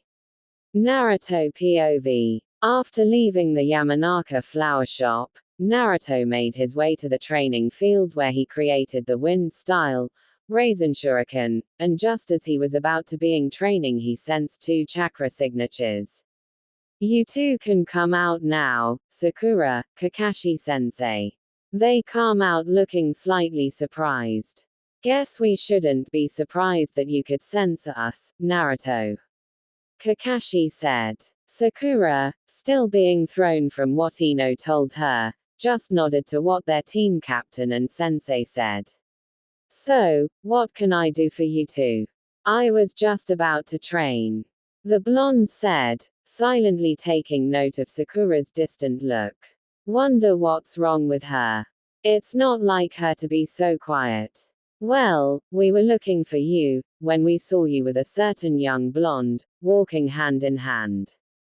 The silver-haired Jonin spoke in a somewhat teasing voice and noticed Naruto's cheeks heat up slightly. Crap, they saw us, is that why Sakura looks so distant?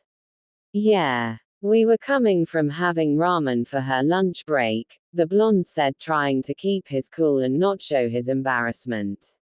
Must have been some lunch break to have been so lost in the moment not to notice. I'm happy for you. Giving Naruto his patent eye smile. At this Sakura decided to speak up with an underlying tone of slight irritation and jealousy. Unfortunately, Naruto, we aren't here with pleasant news. Lady Tsunade hasn't woke up since yesterday after you defeated Pain.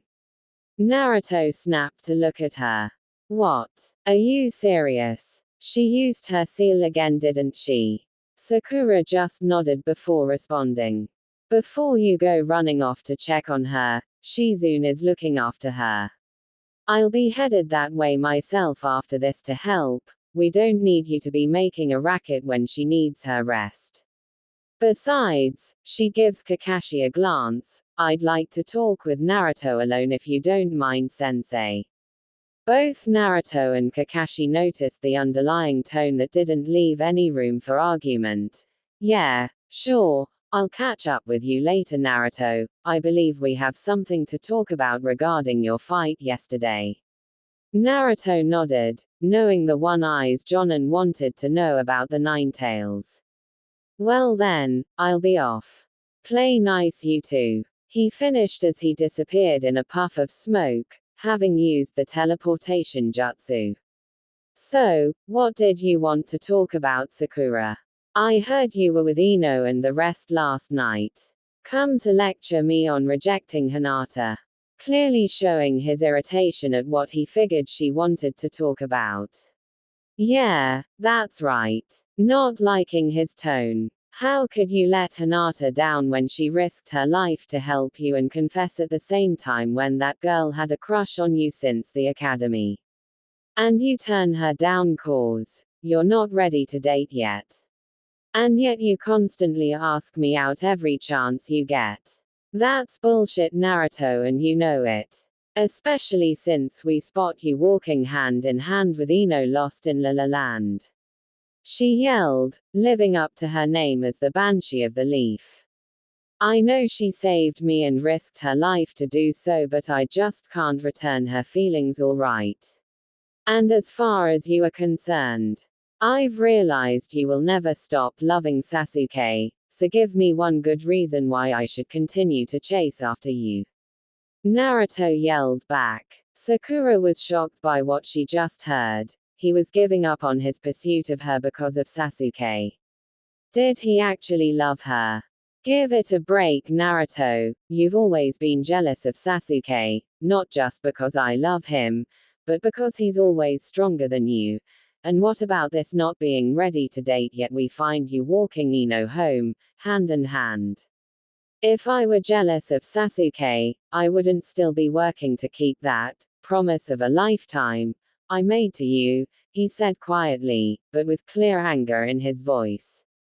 And why are you so hung up on Ino and me? You and I are nothing more than teammates and good friends, yet it's almost like you're the one that's jealous of us. Again, Sakura is stunned but quickly recovered.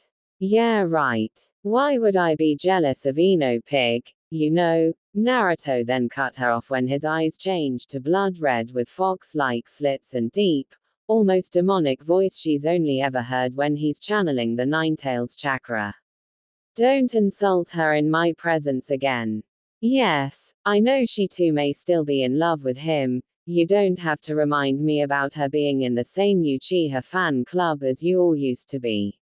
At least she doesn't beat me all the damn time. What the real reason, Sakura? Enough beating about the bush. What's with him? He's never cut me off before, much less got angry at me enough to use that demon's chakra. Fine. What is this about Ino being your first crush? Why didn't you pester her instead of me all this time? So that's it. I'm guessing Ino told you that last night after everyone else left. He said quietly, calming down as his eyes returned to his ocean blue eyes, but never lose the fox-like slits. Yeah, she was my first crush, and the one who gave me my love for plants. Even if it was just the one meeting, she was the first to be nice to me or even acknowledge that I even existed outside of being the kid we should stay away from, before she gave into peer pressure, and I'm assuming her parents had something to do with that too. You don't know how much it hurt to have my first chance at having a friend being torn away from me for a reason I didn't even know till Mizuki told me that I had the fox inside me when we graduated. I didn't even know her name, and she seemed to either not recognize me or ignore me because of what everyone else said and was doing. But I don't fault her for it. I probably would do the same in her shoes. That is if I had parents growing up. Sakura couldn't believe what she was hearing. He just confirmed what Ino said to her. She was lost in her thoughts as he continued in his low but angered voice. As for why I didn't pester her, because I didn't want her to get into trouble. That, and she didn't even seem to recognize me. Besides, do you really think that I simply moved on immediately? No, I didn't. Didn't you notice I didn't start pestering you till the last year of the academy when we graduated? I can't believe the time I wasted chasing you, even going so far as to transform into Sasuke that day to see what you thought of me, going so far as to tell you that your forehead was charming and that I'd kiss it all day. I would have gotten a kiss from you that if it hadn't been for that bad milk I had at breakfast. Now Sakura's world was shattered. That wasn't Sasuke. That was Naruto. Those words meant so much to me. No. That can't be true. But Naruto wouldn't lie about something like that, especially not as emotional as he is right now. Had I known that was you, was all she could manage to voice. Naruto just turned to leave. What does it matter? That happened almost 4 years ago now. I'm out of here, you go check up on Granny. I need to find Kakashi-sensei. And leapt off into the tree line only to hear Sakura call out to him asking to wait, but he didn't, and just took off. Not wanting to deal with her anymore, knowing she'd try to figure it out, giving him a lecture along the line of, why didn't you tell me? I would have given you a chance. Or some bullshit, not knowing how close to the truth he was. After about 10 minutes of searching, finding Kakashi in a tent with Yamato, obviously waiting for him. Kakashi, being as observant as he always was. Hey, Naruto, what's wrong? Your talk with Sakura not go well. I don't want to talk about it, let's just focus on why you wanted to talk to me, the incident with the fox and the fight pain, right? He said, still aggravated with Sakura and couldn't get the look of shock on her face out of his head. First let's calm down, I get you're upset right now, but you don't need to take it out on us. Yamato spoke up. Naruto knew he wasn't being fair and nodded while taking a deep breath to try and calm down. You're right, I'm sorry. It's all right. Now what happened with the 9-tail? I was notified you went 8 tails and word is you almost completely turned into the fox. How did you reverse it? Yamato asked. Kakashi too was curious, even if he was technically dead at that time. Learning of this surprised him greatly and decided to add. And why did you resort to the fox's chakra? Neither one of us were around, be it temporarily dead or away on a mission. Naruto lowered his head, his bangs hiding his eyes. It happened when Hinata saved my life, confessed her love for me, then ended up getting stabbed through the gut with one of Pain's chakra rods. Seeing her seemingly lifeless body, I snapped. I gave into my rage. I wanted to rip him apart. I almost let the fox out too because I was so angry. I couldn't think, and the fox used that. If it weren't for some interference within the seal, I would have. What do you mean interference? What happened? That was all either of them could ask, knowing that seeing a friend dying in front of him would set him off to such a degree. The fourth appeared inside my mindscape. He told me he was my father, and reinforced the seal, stopping the fox and allowing me to regain control. Of course, I couldn't believe that my own father would seal the fox within me, but he explained it a little, saying he couldn't ask another parent to use their child as a vessel. No, he wouldn't have been fit to be Hokage if that were the case. The Jinchuriki said, tears rolling down his cheeks. Yamato was floored at this information, but Kakashi, while surprised, gave the young man in front him a sympathetic look. I see, so sensei helped you out, huh? That's so like him to think that far ahead. It Naruto's turn to be shocked. You knew my father. The silver-haired Jonin just nodded in response, knowing Naruto probably felt betrayed. Why didn't you tell me? I believe I did tell you I was the 4th student, but I couldn't tell you that he was your father. Even as mature as you are now, you'd likely have been stunned, then excited, and told Sakura, and she would have told probably Ino, and that would have leaked to neighboring villages. Some of which have a serious grudge against Minato-sensei, so you can't tell anyone, all right? He said in a kind but firm tone. Naruto nodded, understanding that letting people know would be bad with the amount enemies his father made during the Third Great Ninja War. Alright, but it's going to be hard to keep to myself if I get a girlfriend soon. You mean Ino, what's going on there? Kakashi asked knowingly, and poor Yamato was still shocked, now was even more confused. He thought Naruto was hung up on Sakura. The Jinchuriki sighed, knowing Kakashi would figure it out. You see, I finally come to realize that Sakura will never give up on loving Sasuke, and that hit me hard, which is why I told Hinata I wasn't ready to date, but, she was my first friend and crush, before she was told to stay away from me. Those feelings only just started returning when I went to her shop yesterday to get flowers to thank Hinata. And today, everything just felt right. I had even noticed we joined hands partway back to her home, but that too felt right. Like her hand fit perfectly with mine. While Naruto makes his way to where Tsunde's tent was and, on the way, he did some thinking. Man, I hope Shizune doesn't question me about rejecting Hinata or lay into me for the way I treated Sakura. I'm tired of people giving me grief over Hinata, and Sakura pushed me too far. Insulting Ino like that, I don't care if they have a past. Sakura gets mad at me for insulting Sasuke whenever she's around. I don't see how it's any different. I'm done letting her hit him over the littlest thing.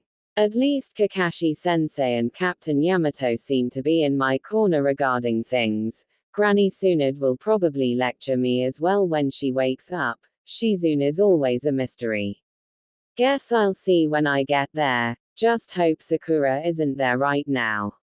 I'm really not in the mood to deal with her right now.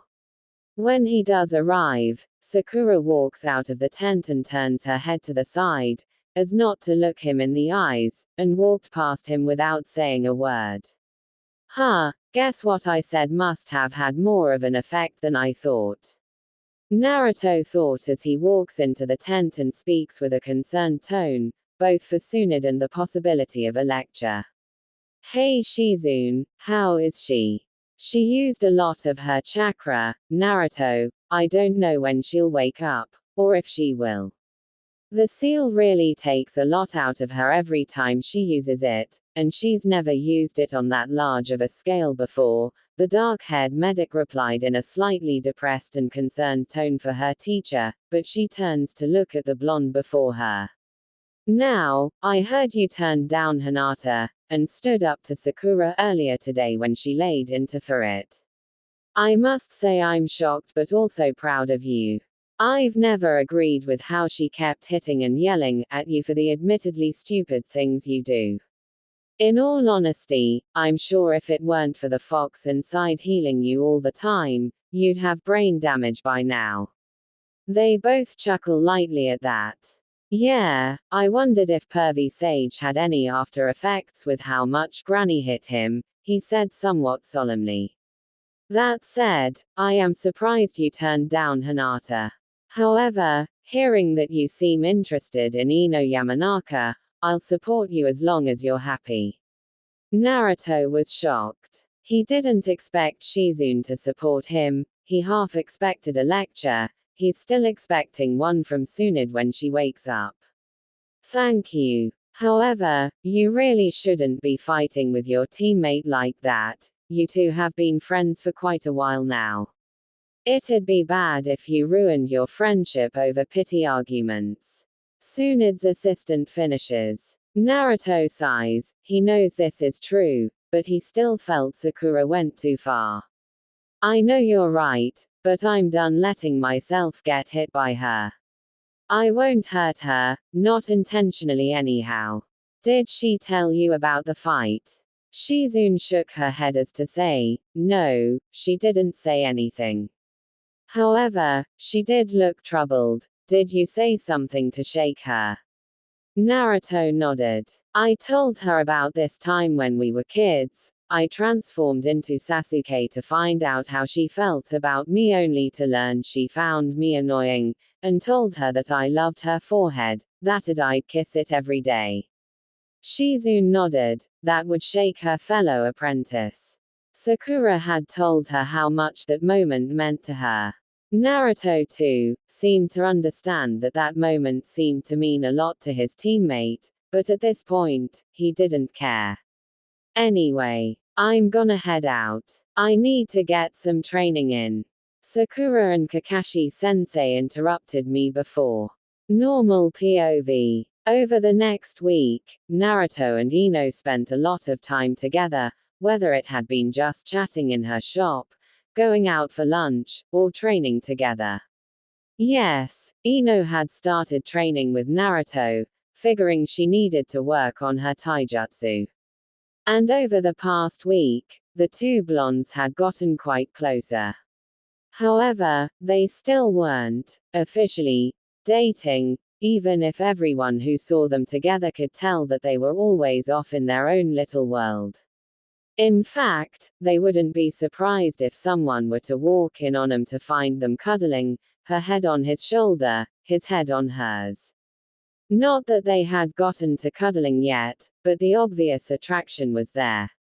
In fact, we find Naruto and Ino walking towards Yakiniku to meet Shikamaru and Choji. The other 2/3 of the Inoshikacho decided it was time to confront the man that wasn't dating their teammate and childhood friend. No matter how much they denied it, everyone knew it was only a matter of time. Even Hinata, who got declined and was naturally upset at finding out her lifelong crush was interested in someone else, but she was happy that they seemed happy and would support them as long as Ino didn't hurt Naruto. Hey, Naruto. Ino. Over here. Choji called out to the future couple, grinning, seeing the common sight of them walking hand in hand. What a drag. Can't you guys walk like normal friends and not be attached to the hip? Said the lazy shadow user. Naruto looked at Ino, and Ino looked back at him, then they both looked back to their friends in a unified, nope. Not even fazed by being caught holding hands after a week of walking like that. In fact, they both had identical grins and Naruto pulling her into a close hug, which caused a squeak of surprise. Ino.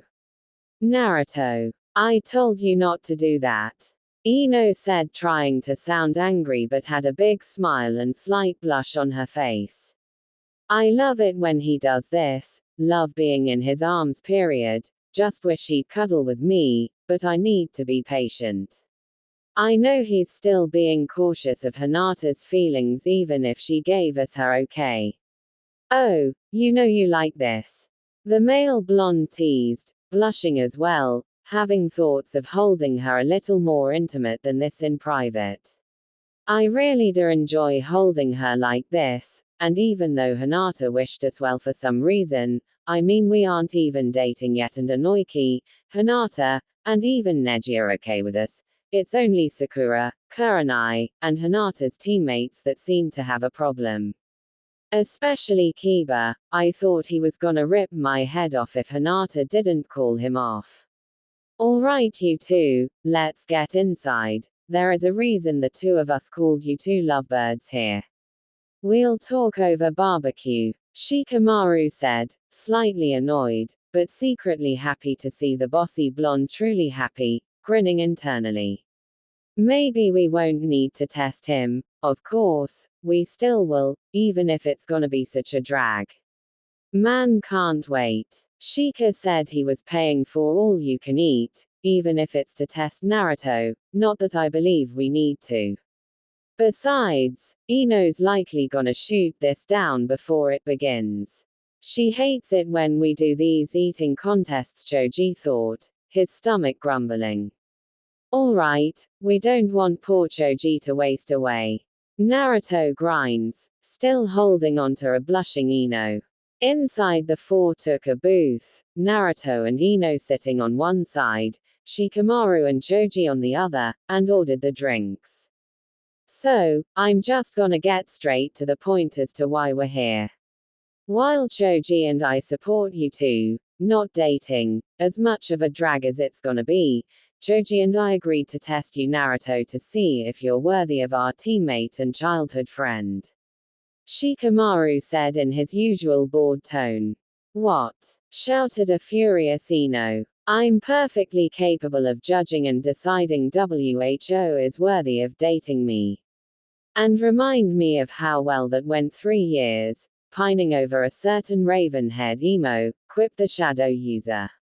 Yeah. Well, Naruto isn't anything like Sasuke. He may not be the sharpest tool in shed, she paused, earning a, hey, from a pouting Naruto, but he's kind, actually cares about his friends and precious people, always ready to defend those people from any harm, and will not purposely hurt us either, not to mention he's a perfect gentleman.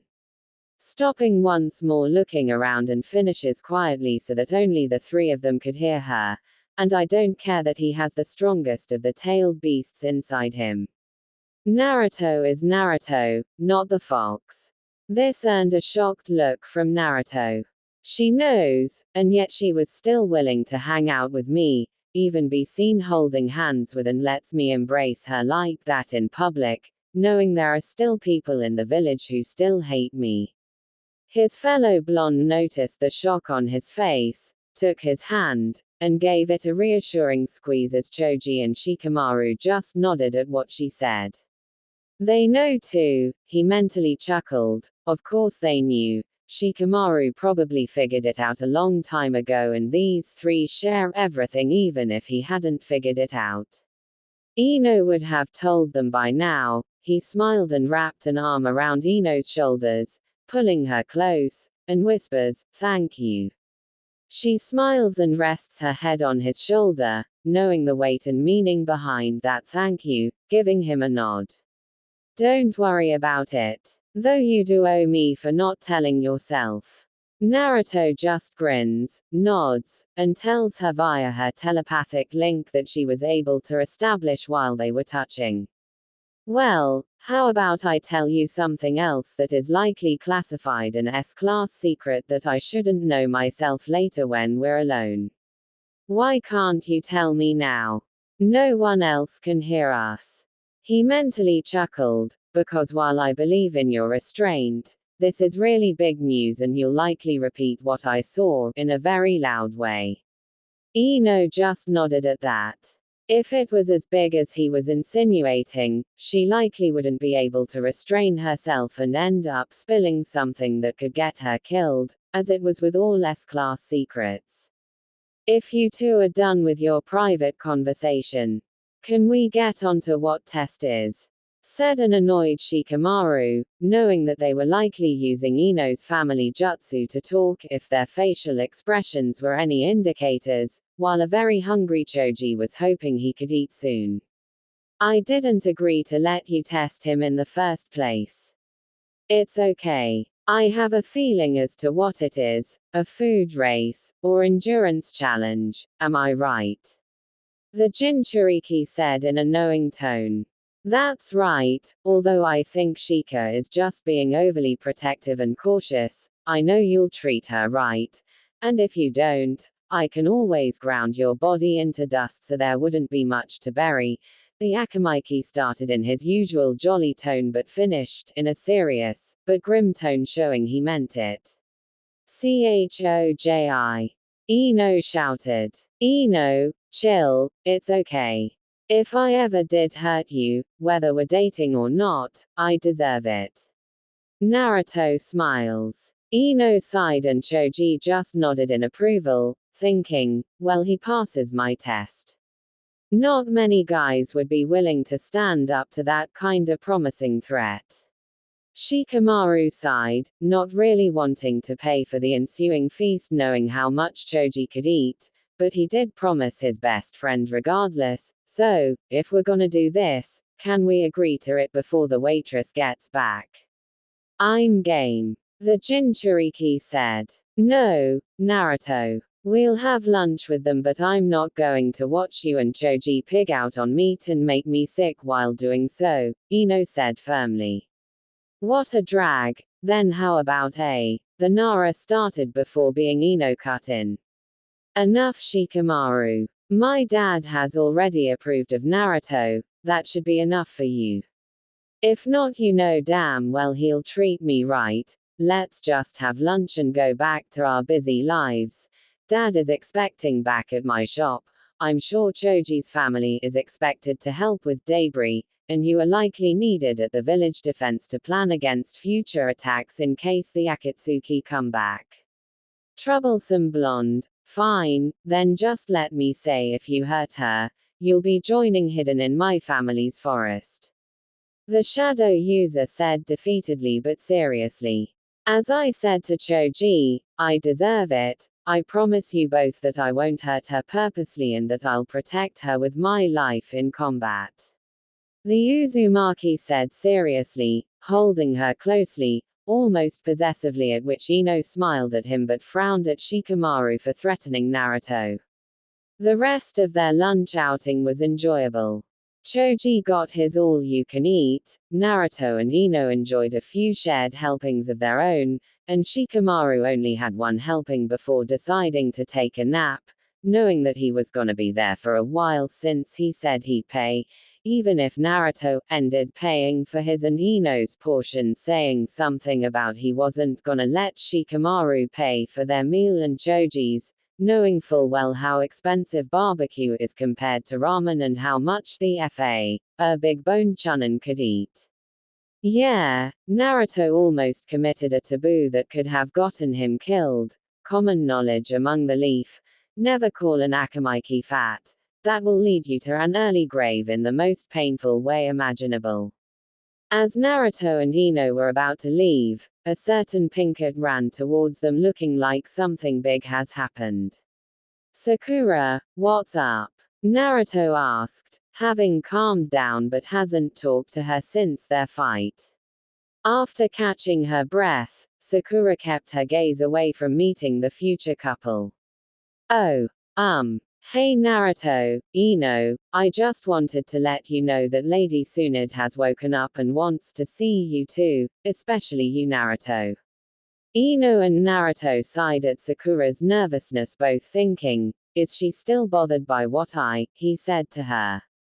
She had better not be planning to try and get in the middle of us. Alright Sakura, thanks. We'll head right over to her tent, she's still there right? Ino replied, not knowing whether or not Naruto was upset with her best friend or not. Why yeah, she is, she may be eating to regain her strength though.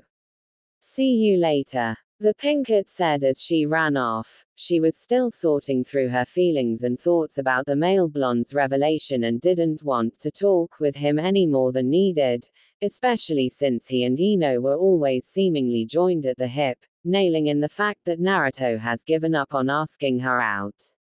The blonde duo just sighed and started making their way to Tsunade's tent. When they arrived, they took a deep breath, let go of each other's hands reluctantly, hoping to minimize the possible backlash they both were expecting, and walk in together. Upon entering, Tsunade looks up from her 12th bowl of beef and rice dish, causing both Naruto and Ino to sweet drop a bit, thinking the same thing once again. At least she has an appetite. Oh, there you two are. Thank you for coming so quickly. The fifth Hokage said, putting down her food. I'd like to thank you Naruto for defeating pain and restoring the lives we lost during that battle. I'd like a report on what happened before we get into the more personal matters. I'd like to speak to the two of you. So, Naruto told the events of what happened. Ino looked shocked that a simple talking to this Nagato was enough to change his mind and put his faith in the person he set out to capture, where Tsunade just smiled, thinking. Just like you, Naruto, to be able to sway even your enemies to put their faith in you. Jiraiya did say you had a special gift. Looks like he proved that once again, although I am surprised Nagato was pain, that little red-headed shrimp that Jiraiya trained.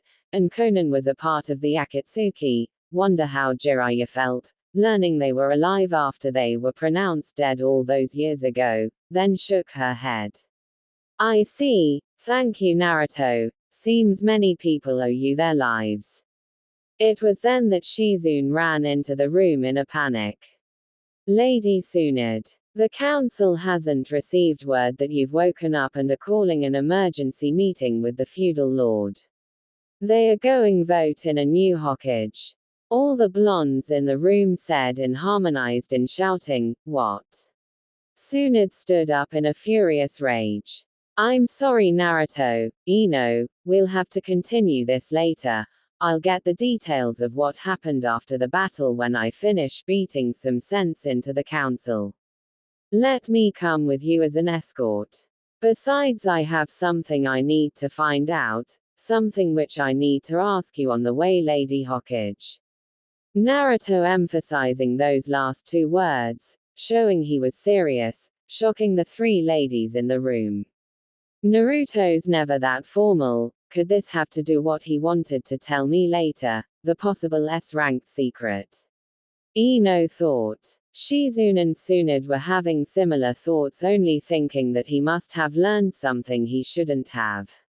Very well, Naruto, let's go. Tsunade nodded and ran out of the tent. As the older and younger blonde ran to the council hall, Naruto was glaring at the Hokage and she noticed the glare. What is it, Naruto? You've never glared at me before. He didn't say anything other than, you'll find out when you get to the council. I have a feeling they had a hand in the decision not to tell me, in a deep, almost growling voice. Naruto and Tsunade arrived at the council meeting hall where it was Tsunade that kicked the doors off their hinges. What do you think you're doing trying to replace me? I go into a mere weak coma and you try to usurp me. The fifth Hokage shouted, getting the attention of everyone, especially the feudal lord and Danzo. Of course, Princess Tsunade would wake up just as I put my plans into action. And what's the Nine-Tails Jinchuriki doing here? The old war hawk thought with disdain, gripping his cane harder. The feudal lord on the hand spoke up verbally. Lady Tsunade, while I'm overjoyed you've woken up and appear to be in perfect health, I'd ask you to calm down. This meeting was only called because your village needed leadership and stability. Now that you are awake and well, I don't see any reason to continue this meeting. And was ready to stand and leave when Naruto decided to step forward. I would like to speak with this council, if I may. The young hero asked as politely as possible despite being as angry as he was.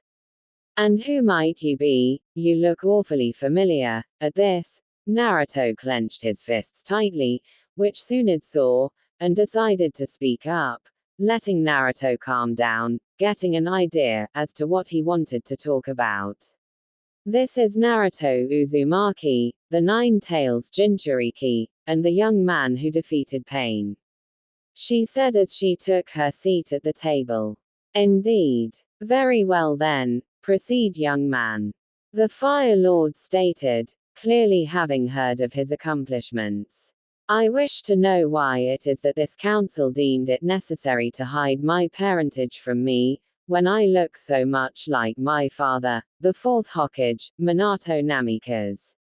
The male blonde desperately trying to keep his cool and not release some of the fox's chakra. Everyone in the room was shocked and went wide-eyed. Some didn't know what he was talking about, but everyone was clearly able to see the resemblance. Danzo, being the cunning old war hawk, decided to speak up. While you do indeed resemble the fourth, where is the proof of your claim? Tsunade just sighed. I have the proof. DNA tests done 16 years ago. I can verify this once the files are recovered, should they have survived.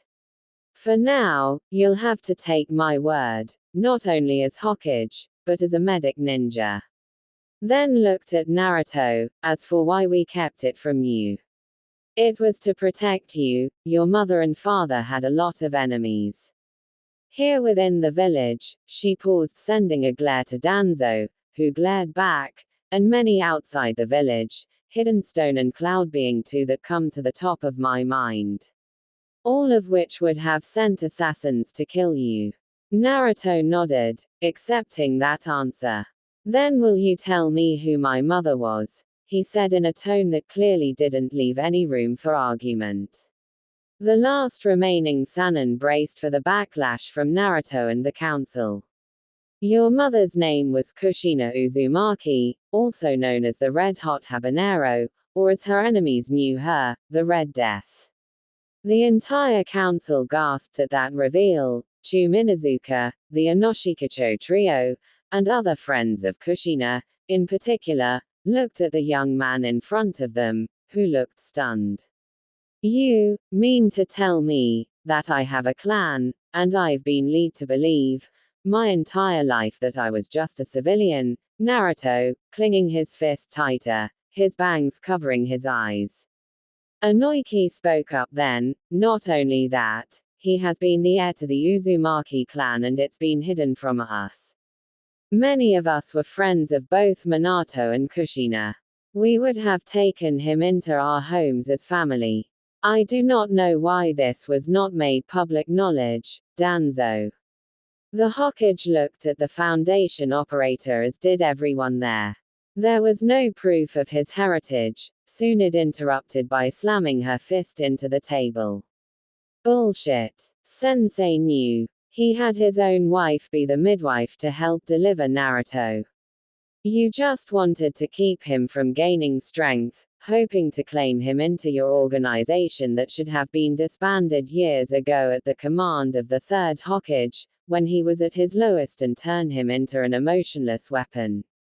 The feudal lord looked at Danzo.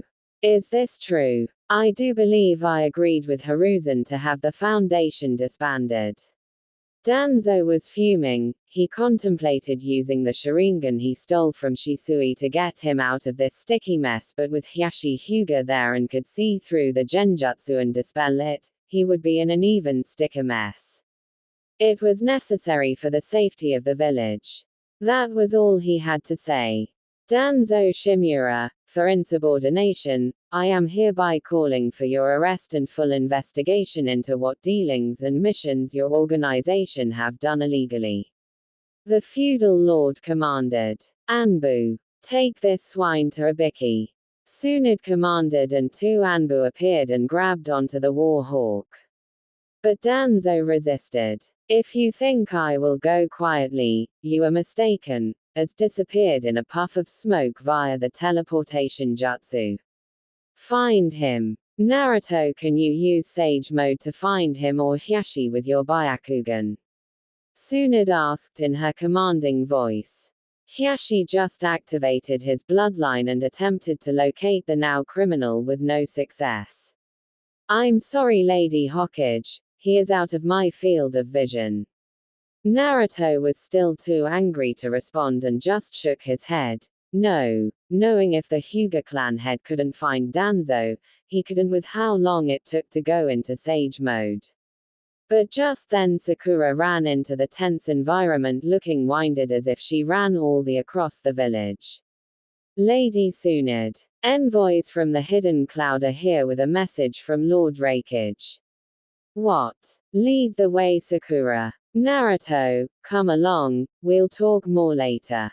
Tsunade yelled, clearly irritated at everything seemingly happening at once. At this Naruto just nodded. As they left, Inoiki felt sorry for the young hero. He grimaced as he thought about what his wife, who was close with Kushina, would say when she found out. Not to mention Ino, how would she react that her romantic interest was the son of a Kage and heir to a near-extinct clan?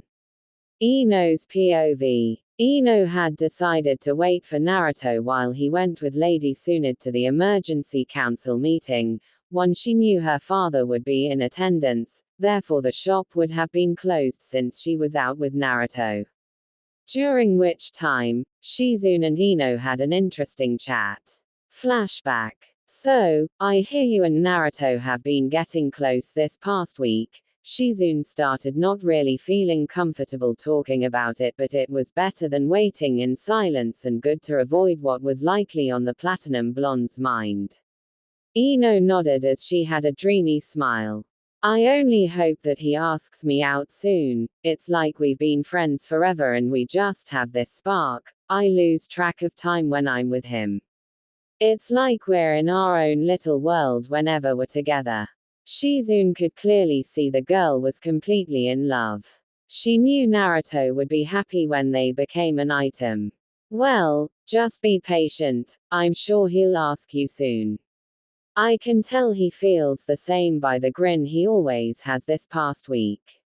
I know, just frustrating when I know that the only man I want is him.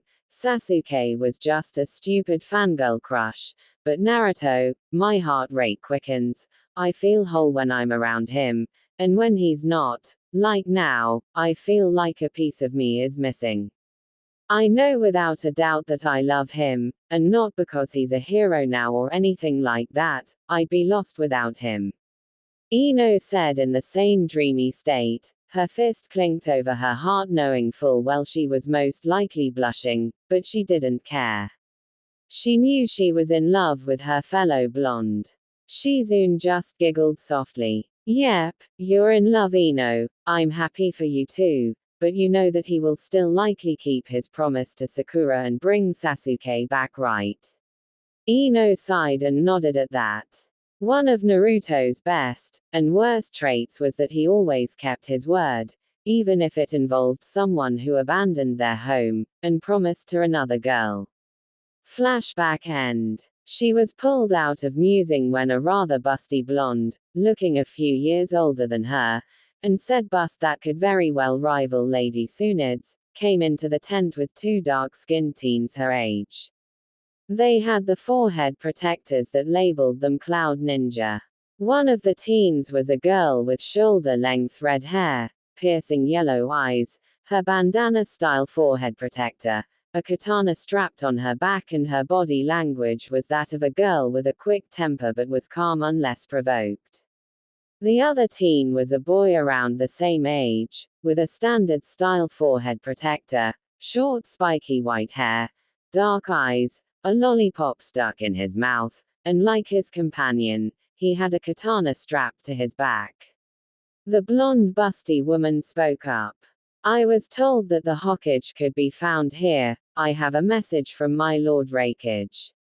Where is she? Lady Tsunde is in an emergency council meeting. I can send for her and she should be back fairly quickly. Shizune replied, immediately on her guard in the presence of the foreign ninja. Please do, this is an important matter that I require an answer to right away. Shizune was just about to ask Ino, but Sakura came into the tent, instantly turning to leave when she saw Ino still there. Sakura, can you please go to the council meeting hall and let her know we have envoys from the Raikage with an important message? Yes, of course, Shizune, I'll be back with her as fast as I can. Replied the Pinkett, knowing the urgency of the matter at hand, and ran off. Please wait here, we are still rebuilding after we were attacked just last week, and our ninjas are on high alert. Shizune requested, and the three Cloud Ninja nodded in understanding. Normal POV. After 10 minutes of running across the village, Tsunde and Naruto arrive at the tent and walk in with the guards up, the former having an aura of authority, speaking to the three foreign ninjas. You three must be the Raikage's messengers. What do you have for me? The blonde stepped towards the Hokage and gave her the scroll and respectfully stated. Lady Hokage, please read this and give us a reply as soon as possible. The redhead just glared at the two blondes, the male clearly standing protectively in front of the female blonde, while her teammate with a lollipop in his mouth was looking around nervously, most likely overthinking everything. While Tsunde read the scroll, Naruto whispered back to Ino. Hey, you okay? I'm fine, they haven't done anything other than wait for you and Tsunde to get back. What about you? Are you okay? You seemed so upset when you left and even more so when you got back, Ino said as she put a hand on his shoulder. I'll tell you later, right now isn't the best time. Something tells me this message isn't exactly a friendly house call. He said, ready to pounce at a moment's notice. After a few minutes, Tsunde's eyes widen. That damned idiot. What was he thinking joining the Akatsuki? All three teens were shocked at her outburst, but it was her apprentice that spoke first. Who joined the Akatsuki? Asking and hoping that she was wrong. Don't tell me, Naruto gasped with Ino doing the same, only voicing what they were all thinking. Sasuke. Yes, Ino. Sasuke Uchiha has joined the Akatsuki and attacked the Raikage's brother. He is calling for a 5-cage summit as well as calling Sasuke to labeled as a missing ninja, which, as much you three might not want to hear it, should have done a long time ago. The last Sannin said sullenly. Sakura just fell to her knees, crying into her hands. Naruto growled slightly but sighed, agreeing with Tsunade. He knew the only reason Sasuke had so much freedom was because she was holding off on labeling him as such for him and Sakura. Ino looked indifferent. A week ago she would have broken down crying like her best friend, but now that she's moved on and completely in love with the village hero, she didn't know how to feel. The Cloud Trio looked at the three teen ninjas. If you have any info on Sasuke Uchiha, give it to us. He killed our master. The redhead shouted, forgetting she was in the presence of the Hokage. You will get your info, but do not shout at these ninja. One is my apprentice, one is the heir to the Yamanaka clan, and the male there is the hero of this village that defeated the strongest of the Akatsuki. She said in a threatening tone that promised pain if they pushed any farther, then turned to her subordinates. Unfortunately, I have no choice. Sasuke Uchiha is hereby an S-class missing ninja, with a capture on site order and to be delivered to the Raikage as requested in this scroll. I'm sorry Naruto, Sakura, but your pursuit of your former teammate is now over. It's out of my hands now. Surprisingly, Naruto calmed down and nodded. If he's joined the Akatsuki and attacked one of their Jinchuriki, then you're right. He paused, looking at the shocked looks on everyone from the leaf in the tent and the cloud for figuring out that their master was a Jinchuriki, wondering how. However, I request permission to accompany them in hopes to aid them in saving their sensei. This shocked everyone, even more. Ino held onto him more, as to say she didn't want him to go, and the rest of the leaf in the area that he asking permission to assist the cloud, but Tsunade knew why. She knew that Naruto still missed Jiraiya greatly, as wished he could have saved him rather than going off to chase Sasuke. The cloud was surprised because he said, save. At this the redhead lost her temper and threw a punch at Naruto. What do you mean save? Your Uchiha killed Lord Killer Bee. However, Naruto caught the punch, looking her dead in the eye. Karui, calm down now. You're going to cause an international incident.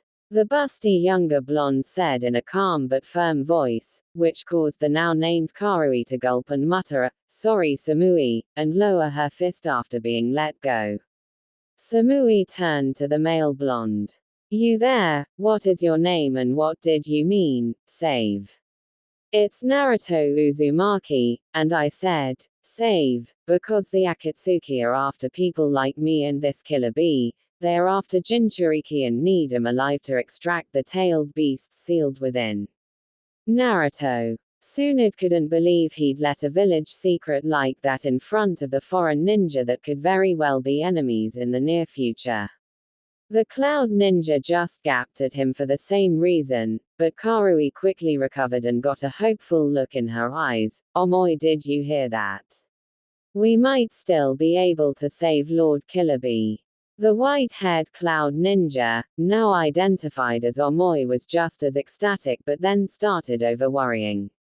Yes, but what if we are too late? What if while we're standing here talking, Lord B is being tortured, and having his energy ed out of him, crying out asking where we were, and cursing our names as they kill him after they were done?